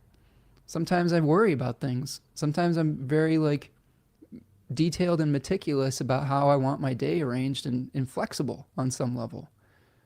So how can you start to kind of marry those two visions? Sometimes that requires us to change our characters on some level. And I don't mean this in a negative way. I don't mean changing for people to be what they want you to be. Sometimes we are allowed to grow and to change as we learn new information. Some beliefs that we have that we create egoic structures around. It's okay to dissolve those every once in a while when you have new experiences and when you have new information. That to me is true growth, is how can you even dissolve the inner narratives that are keeping you stuck in an expression that isn't in alignment with what's best for you or with who you really are on a spirit soul level. We're allowed to change. This is what gives me hope about America on some level. People are allowed to change. People are allowed to admit that they were wrong. I've been reading articles about people in my backyard of Dearborn, Michigan, who many of them sat out the last election in protest and it had very justifiable reasoning for doing so. But many of them are regretting their choice because the person that got elected is even worse for the type of political aspiration that they were protesting for or against. So we're allowed to change our minds and we're allowed to make mistakes. This is the other thing that Uranus teaches us, is that there is redemption if we are willing to humble ourselves. And even in the face of great adversity, we can find support systems. But it takes a humility to ask, be able to ask for help, to be able to change a viewpoint, to come off a previous belief, etc. And this to me is also Pisces, North Node, Pisces, Neptune, Pisces, Saturn. How can you dissolve your inner narratives that aren't even serving you anymore? This is the good work to do during this period of time, is saying what belief systems and structures are structuring my reality, and are they valid based on my current reality, or do they need to shift? And that doesn't make you fickle. It just means that you're willing to be open and to grow. But good luck with your music there, Heather. I think that it's okay to say what is on our minds at this point. I think that's what keeps us sane. I used to be real nervous about the political songs that I wrote. But I think that when I would perform, I'd be like, oh, here's another downer. here's another. I'm a last quarter moon, and oftentimes I have a lot of reflections about life, and it's sometimes very melancholic. I experience a lot of melancholy, and I would be like, oh, here's another song. I'm gonna bum somebody out. But if it makes you think, if it makes you question your reality, to me, the work will have done what it was supposed to do. And I was never someone who was just playing something where people were like, oh, let's do this so we can have a dance party. Like, although that's fun sometimes, I'm not opposed to it. I just think that my art, I was hoping for reflection. So hang in there, Heather, and I'll be excited to see where your music takes you. Taku says, maybe you should release some new music and review your songs. Sounds like a great activity for the upcoming Venus retrograde. That's a good idea, Taku. I had some really beautiful live recordings from when I was in my 20s. Unfortunately, one hard drive I had some of my best stuff on failed. Always have multiple backups because you can lose some really important stuff. I lost like a number of years worth of live performances with a lot of songs that I only even played once, you know. But yeah, that's a good idea, Taku. We'll see. I actually today I wrote a line in my journal today. It's kind of another like sad reflection on aging. I was taking a shower today. I was noticing, you know, as one does, some hair in the drain. And I just wrote down the beginnings of a line. I was like, shedding my youth in clumps in the shower. You know, just these were little snippets that like would often lead to songs. So who knows? Maybe there's something stirring at this like emo adjacent time period, something stirring for a new creative process. We'll see. But thank you for the encouragement. Karen says, I'm trying to let go of the belief that I am shy by joining the local Toastmasters Club. That's awesome, Karen. That takes a lot of courage, right? That takes a lot of courage to become visible, especially as an Aquarius sun, where visibility is even more challenging, right? So congratulations on that, Karen. I wish you the best with that. Keep going with it. That can bring about some really great changes and build confidence, right? Heather says, I didn't write the lyrics on this one. I'm doing the music, and a performance poet is doing the vocals. My solo songs tend to be love songs or sexy songs. I have Venus and Sappho on the ascendant. You know, nothing wrong with that. There's so many ways to express the human experience. And I've written sexy love songs. I had a song about Guinevere and Lancelot, and check that out. That was actually one of my studio songs called Guinevere. I recently watched the 1998 television series Merlin with Sam Neill and Isabella Rossellini and Helena Bonham Carter and who's the other? Martin Short. It was good, and it reminded me of that song. But yeah, so many different ways, so many different colors to express of the human experience and emotions and experiences. All right, so that's our square to Uranus, just shocking us out of this, maybe reviewing something from our past and making amends for it on some level. A couple other things. So we've got Mercury and Pluto co-present with the Sun. So let's take a look at that. So here is Mercury and Pluto hanging out. Mercury's coming off a Cazimi, being renewed in the heart of the Sun. So we may have some really important realizations about how to untangle some of the knots in our lives that bring us frustration. Pluto, Pluto. Many astrologers were predicting that Pluto would bring about fear of technology or expose corruption in technology. And this is definitely something we've been going through the last little while, especially with the technocratic billionaire that I don't even really want to name, gaining access to the payment system for the government payment system in the United States.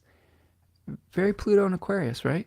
Very kind of a nefarious realization of the abuses people can have with technology and the fear of being observed, right? Like in that data breach, basically everybody's social security number and medical records, etc., were downloaded onto a private server by a technocratic oligarch. So fear of our information circulating, coming with Pluto. Fear of technology, fear of artificial intelligence, all of these things. All of those kind of challenges around that. Fear of censorship, right? We've talked at length about Joy Usher, A Tiny Universe, and her interpretation of Aquarius as trying to control information, trying to only allow whatever information will support a specific narrative and casting all the rest of it into darkness. And this is what we're seeing right now in America as well, especially through the demonization of teaching things like critical race theory and just education in general. Like the powers that be are trying to dismantle any type of education that would offer a different perspective than the one that they want you to consume. So we're definitely reckoning with Pluto over the course of these next few years and at this full moon as well. Now, we also have Jupiter sextiling the Sun. So here's Jupiter here. And how might that be helping us? Okay. It's a whole sign trine, which is not nothing. In Hellenistic astrology, a benefic planet making a whole sign trine is in an active communication with those planets, even if that communication is starting to wane, right, or to fade as it separates. So that it's trining the Sun and sextiling the Moon by whole sign. I think that Jupiter has recently stationed direct, and we may be getting some clarity around our options, around what we want to explore to move forward. Now, the second decan of Gemini is a place of ambiguity. It's a place of having to hold a lot of conflicting information, of just feeling completely overwhelmed by it. You know, does it sound familiar? Like just every news article each day is just like, oh my God, it's a new thing to worry about. You know, that card for Gemini 2 is the Nine of Swords, where you see someone lying awake at night, having a nightmare, having a panic attack, or whatever you want to call it. But I think now that Jupiter is direct, I think we might be starting to be able to contextualize a lot of this information and maybe start to get our bearings a little bit as far as what that means and what our next steps are going to be. So I think that this is an important time to start to sort through some of the information and figure out what its calls to action might possibly be. As I talked also before, we don't have malefic aspects. You can see that Saturn is in aversion to both the sun and the moon, and Mars is in aversion to both the sun and the moon. Okay. Mars is going to be stationing direct on February 23rd. We'll get to that in a second. I'll just outline the next few days of this. I also have Venus and Jupiter in exile in this chart. Okay. Venus in Aries. We might be a little bit more impulsive during this period of time. We might be a little bit more apt to act on our own personal desires rather than the desires of the collective. That can lead to some conflicts. So just be very careful about being impulsive with either purchases, desires, relationships. But I do think that there's some beauty in that. This is learning to love ourselves and learning to appreciate how we can be different and separate from the collective as well, appreciating individual differences. Got Mars retrograde still out of bounds. That's going to be out of bounds until April the 7th. So we've still got this. I think that a lot of the stuff we're seeing lately with conflict and rhetoric and all these severs and separations, it's just not normal. Like the things that we're seeing are not normal. And a lot of that I would attribute to Mars out of bounds. So I hope and we've got a ways to go, friends. We've been, what is it? What is today? The 7th? It's been about 18 days since the new administration took over. We've got a little ways to go to get to April 7th, but I do think that there is at least potential for some normalcy to return, but I don't know. I'll have to live through that with the rest of you. Now, the first aspect that we see comes from a square from the moon to Jupiter. This, to me, I think is positive. Even though it's a square, the first aspect of the moon makes after it is released from the bond in a full moon often tells us sort of the tenor of this lunation. And when we aspect a benefic planet like Jupiter, I think we could potentially have some positive outcomes with some effort. I think with squares, it's going to require effort. So the moon in Virgo 2 is talking about how do we take what we've learned at the full moon, the awareness that we have of should I stay or should I go? Which beliefs do I defend? How do I become more my authentic self? Which things do I want to leave behind or revisit, etc.? And then the moon is saying in Virgo 2, which of these realizations do you want to enclose into a body, into matter, into physical reality? And the challenge might be that you just have a lot of options, right, with the square to Jupiter. But I don't think it's necessarily a bad thing. Think of the Gemini-Virgo square axes as breathing. I have this square in my natal chart with Venus in Gemini and the Jupiter, Saturn, and Mars in Virgo. And my process often looks like this. The Gemini part of my chart will want to collect all sorts of different perspectives, all sorts of different sources of information. I have a pretty vast library. Like, if just for example, I'm doing this Tolkien book club, and I've been collecting scholarly works. Here's the newest stack of books. You can't see it because it's small, but I just, to me, what I will do is I will go through and see from multiple perspectives. That's my breathing in, okay? And when I breathe in, then my lungs or my brain, whatever metaphor you want to use, will take out what is important, the oxygen, and then I will exhale that which is not useful, okay? And then contextualize it in hopefully an easily digestible manner. That's the Virgo part of things. So to me, the squares with Gemini and Virgo don't necessarily have to be painful if we understand them in a breathing process. Sometimes you'll have to expand your viewpoint.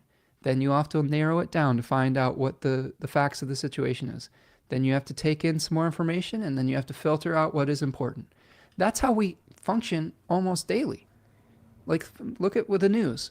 Sometimes we'll start reading the news and we'll scan it. If there's anything that is immediately actionable or important to us personally, or that we need to do to help other people.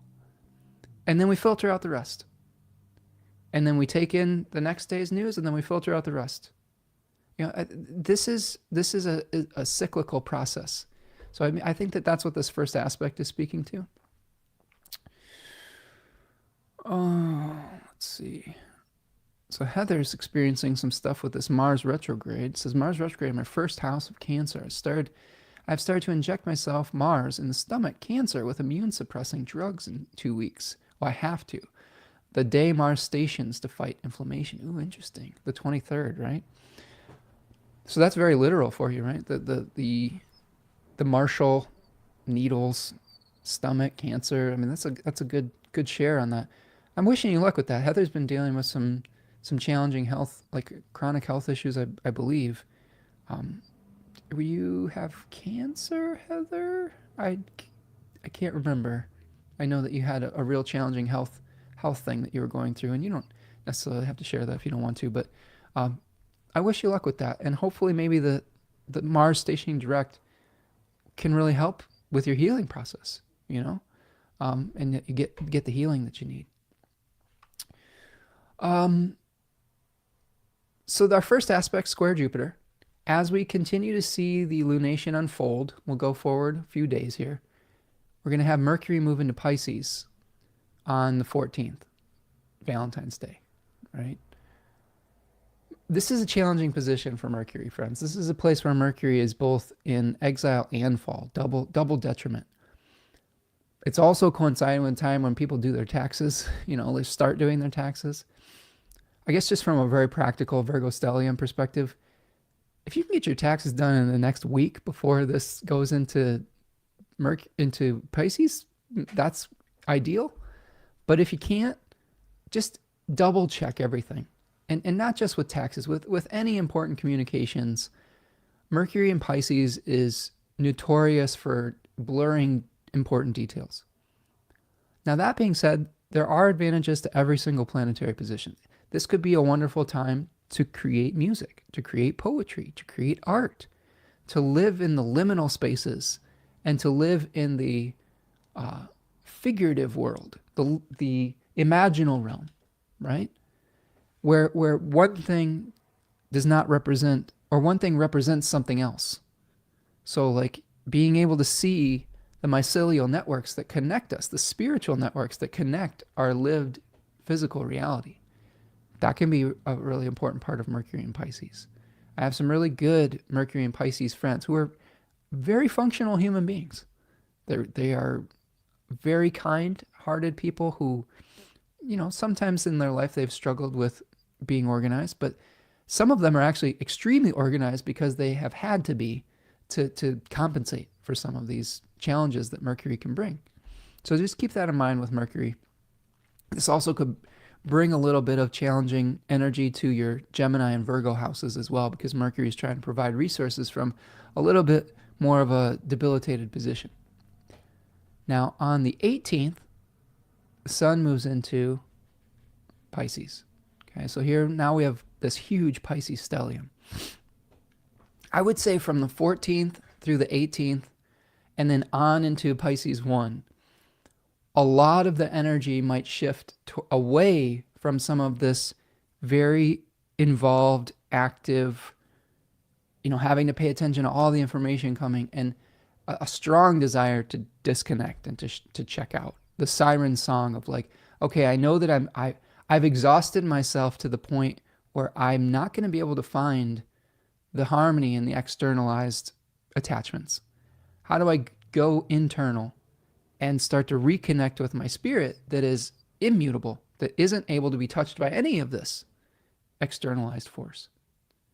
And I think that that's somewhat healthy, as long as we don't completely check out to the point where we are shirking our responsibilities, and to ourselves and to others.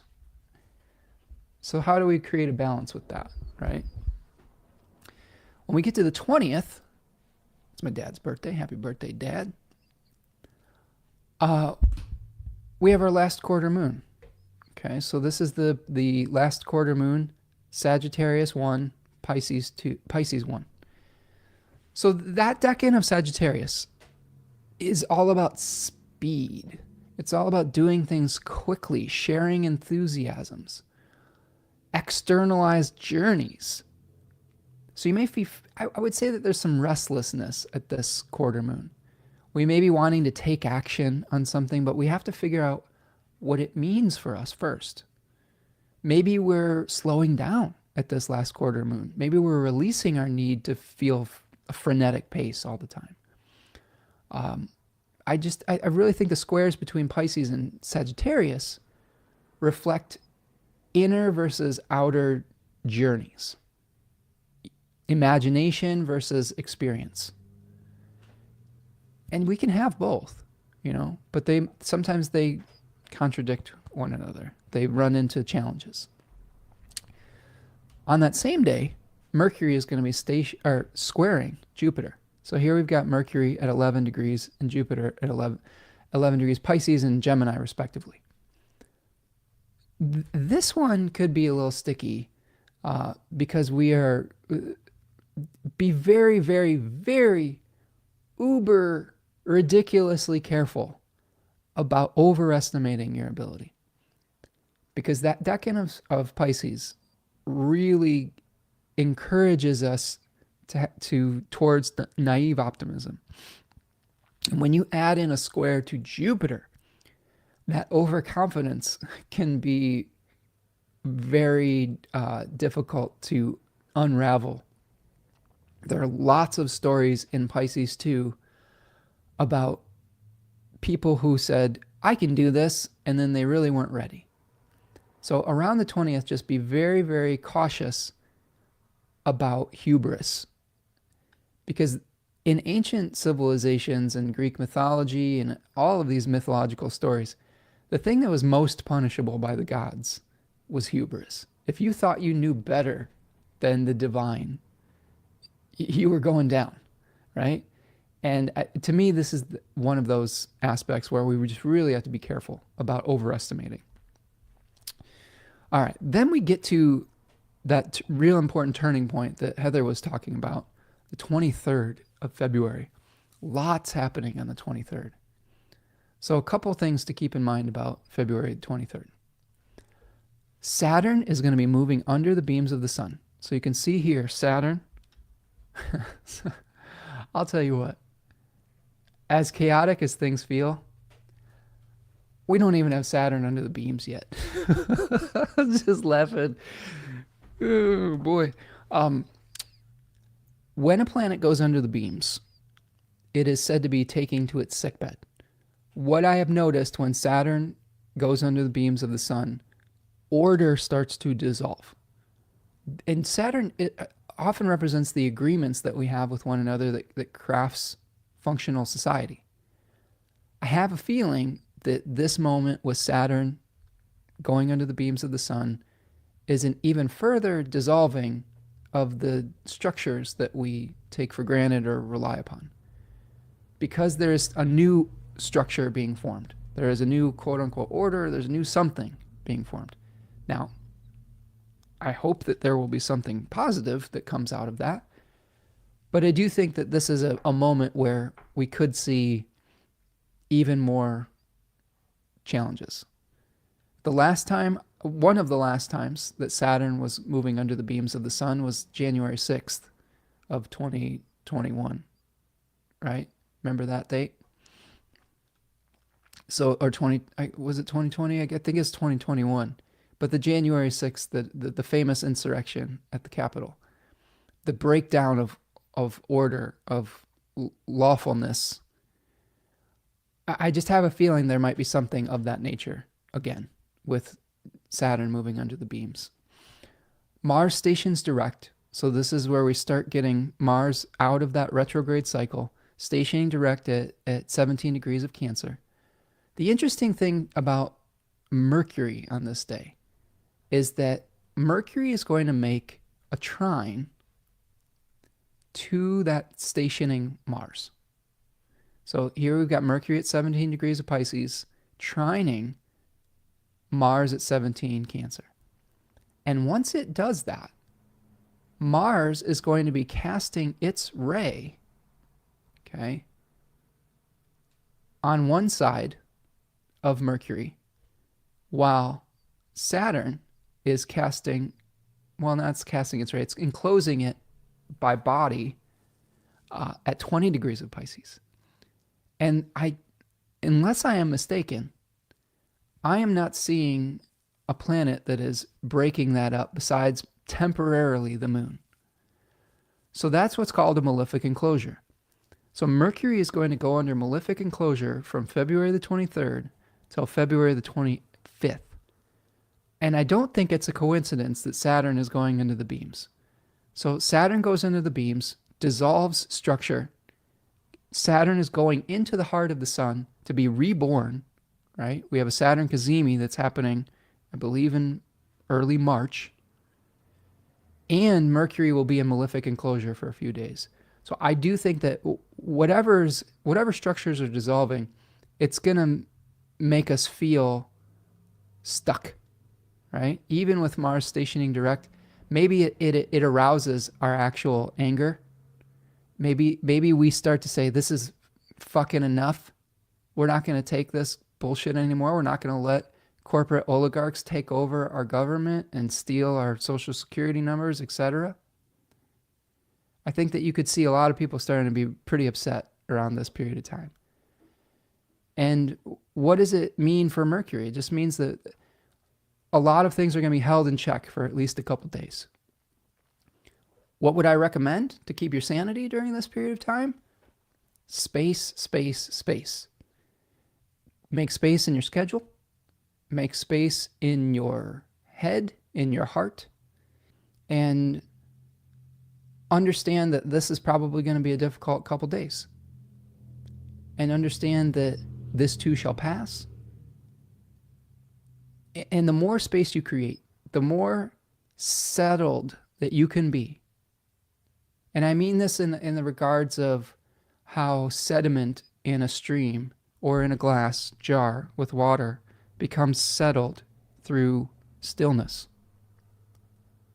The more settled you can become through whatever practice works for you, meditation, exercise, walking, art, the more clarity you're going to have when everyone else is losing their mind. To me, Mercury in malefic enclosure and Pisces, a lot of confusion. So how can you bring your clarity to those situations so that you aren't swept away in the tidal wave of confusion? Okay? Start now. Start figuring out what you need to do now to be at your clearest, at your most settled, at your most centered. Start that practice today, February 7th, so that by February 23rd, you know exactly how to center yourself. Start detaching from putting your safety and security and ability to find peace in external circumstances. Start now. Start connecting with your community. Start connecting with people that are supportive. Take some time out from the news. Don't completely shut down, because there are going to be important things that you probably need to know. But have a balanced relationship with what you are consuming. Consume some positive things so that you aren't completely overwhelmed by the negative all the time. And that is not spiritual bypassing. That is practical common sense to keep your head on straight when things are going south. You have to stay connected with joy. You have to stay connected with the reason that you would fight for something important to you. Maybe that reason to you is your family. Maybe that reason to you is this beautiful planet. Maybe you connect with the joy of seeing a butterfly, a flower, a tree, animals. Maybe it's the joy of your relationships with other people, siblings, parents, children, neighbors, friends. Those are the things that are going to carry you through days like the 23rd through the 25th, whatever manifests around that time.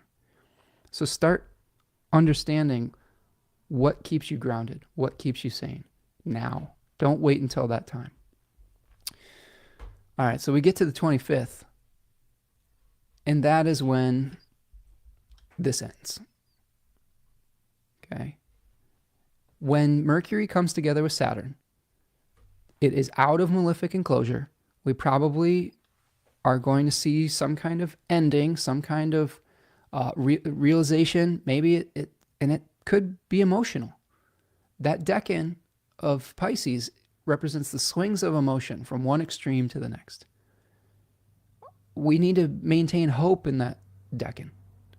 Saturn is moving into the third decan, out of Pisces 2 and into Pisces 3. And it's basically saying, hey, hope is really important now. If you give in to despair, the forces of negativity have already won. You can't give in to despair, right? Doesn't mean that you aren't allowed to feel your feelings. If you feel grief around what is happening, if you feel grief for the dismantling of institutions that, I don't know, were flawed, but helped do certain things. If you're sad about the dismantling of the environmental regulations or things of that nature, those are the things I'm starting to get real sad about. Amongst the laundry list of other things that are fucking terrible. But at this point, where do you find that hope? Where do you find the inspiration to stand up to the forces of negativity and hate? Where do you find that? What is motivating you? Those are questions we'll be asking during this period of time, I think. And then finally, we have a new moon in Pisces on the 27th.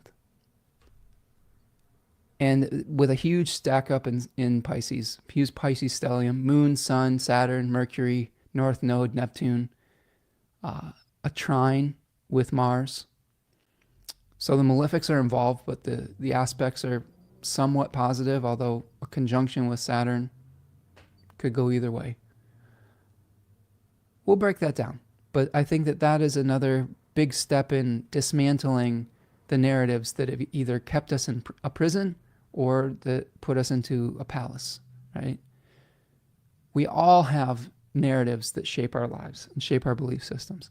And this Pisces new moon that comes after the full moon in Leo 3 will be an opportunity to start reshaping our perception of reality and the stories that shape us. Sometimes we have to tell a new story. If the story that we're telling ourselves right now in the moment is that we are completely helpless and that the powerful are going to just take over and ruin everyone's life, that's one story. That doesn't have to be the only story. And that doesn't have to be the only outcome. How do we start shaping a new narrative that includes peace? How do we start shaping a new narrative that includes fairness, equality? How do we start shaping a new narrative that includes love? Really important things to start asking ourselves as a collective, as a community. And I think that we'll have an excellent opportunity to do so at the end of February. All right, friends, that's the astrology I've got for you. I am going to give you an I-Ching and an animal to help get you through this period of time, hopefully. I-Ching was interesting. Now, I will say this. I did 2 I-Ching readings for this. I did one where I accidentally asked the I-Ching, what is the essence of the full moon in Leo 3 in 2026? And I was like, oh. And the hexagram I got for that was the abyss, which is like these mysterious rapids, that we're falling into, and it's danger, and we have to figure out how to navigate it through our centeredness and our peacefulness. And then I was like, did the I-Ching answer the question that I was intending, or did it answer the question I actually asked? So I asked again.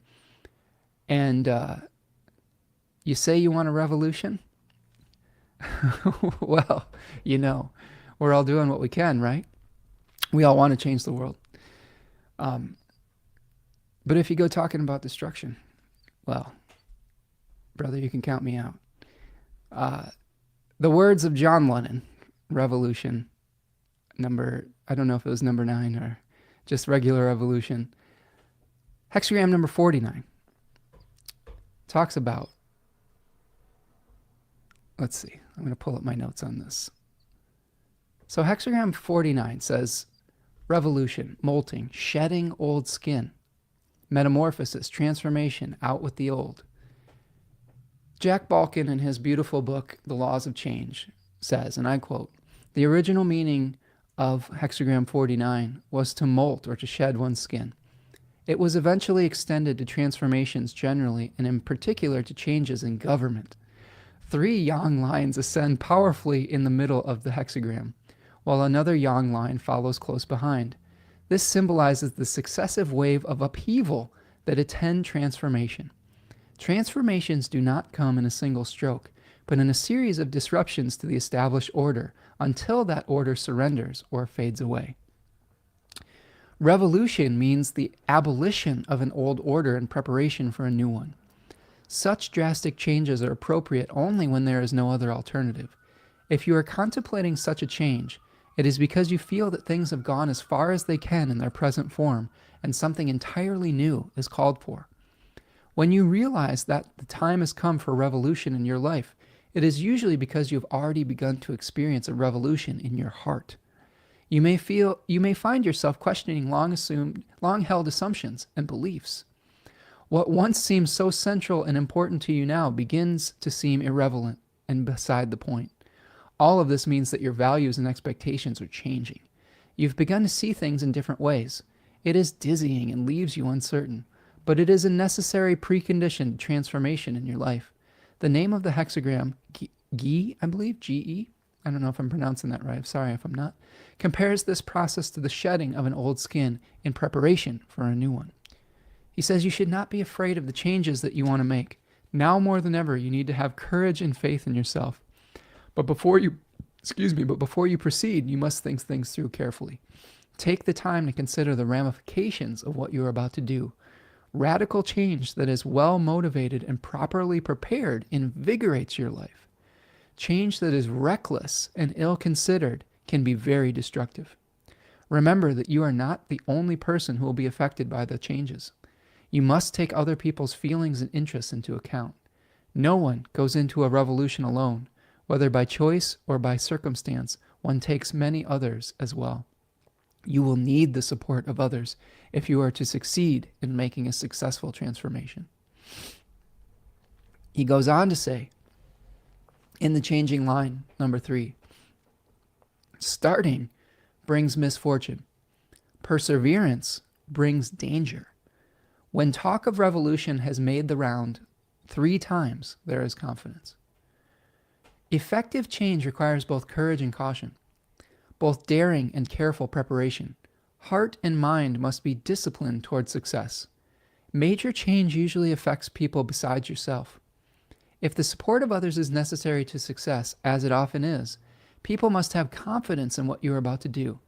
And for others to have confidence, you must have confidence in your own abilities and certainty in your own mind that your course of action is the right one. For this reason, do not try to change things too hastily. Rash actions without careful preparation will backfire. Reckless advance without the confidence of others will leave you vulnerable. Full and open discussion of the options is essential. Consider how the change will affect other people as well as yourself. You need to know whether conditions really are so bad that fundamental change is needed, and you need to know whether you will have the support you need if you begin to act. Hence, the text says that when talk of revolution has made the rounds 3 times, i.e. when the issue has been fully contemplated and support for change is genuine, you may proceed with confidence. I think that's really important because we've got Venus in Aries right now, and Venus is going to be retrograding in Aries. So we may be getting to the point where we're really ready to take action, maybe because of our anger.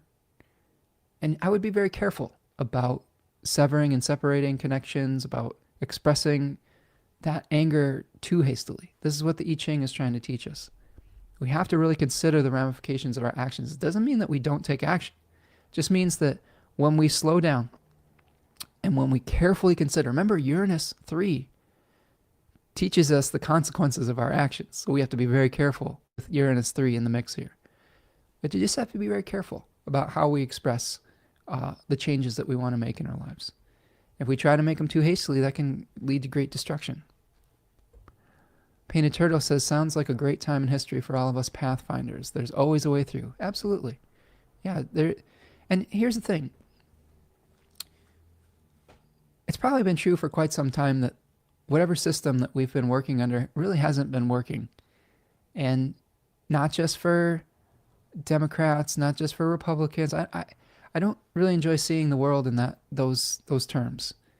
I think that a lot of us can agree that changes probably needed to be made to have more equality, wealth distribution, things of that nature, especially in a Western civilization such as America and in some other Western civilizations. Most of us listening today are in the West, quote unquote, Australia, Finland, Germany, England. We're all part of Western civilization.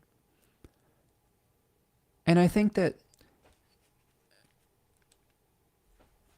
there's been exploitation that's happened in the name of that growth for centuries. And while we probably didn't want to see things dismantled like this, maybe there will come something better.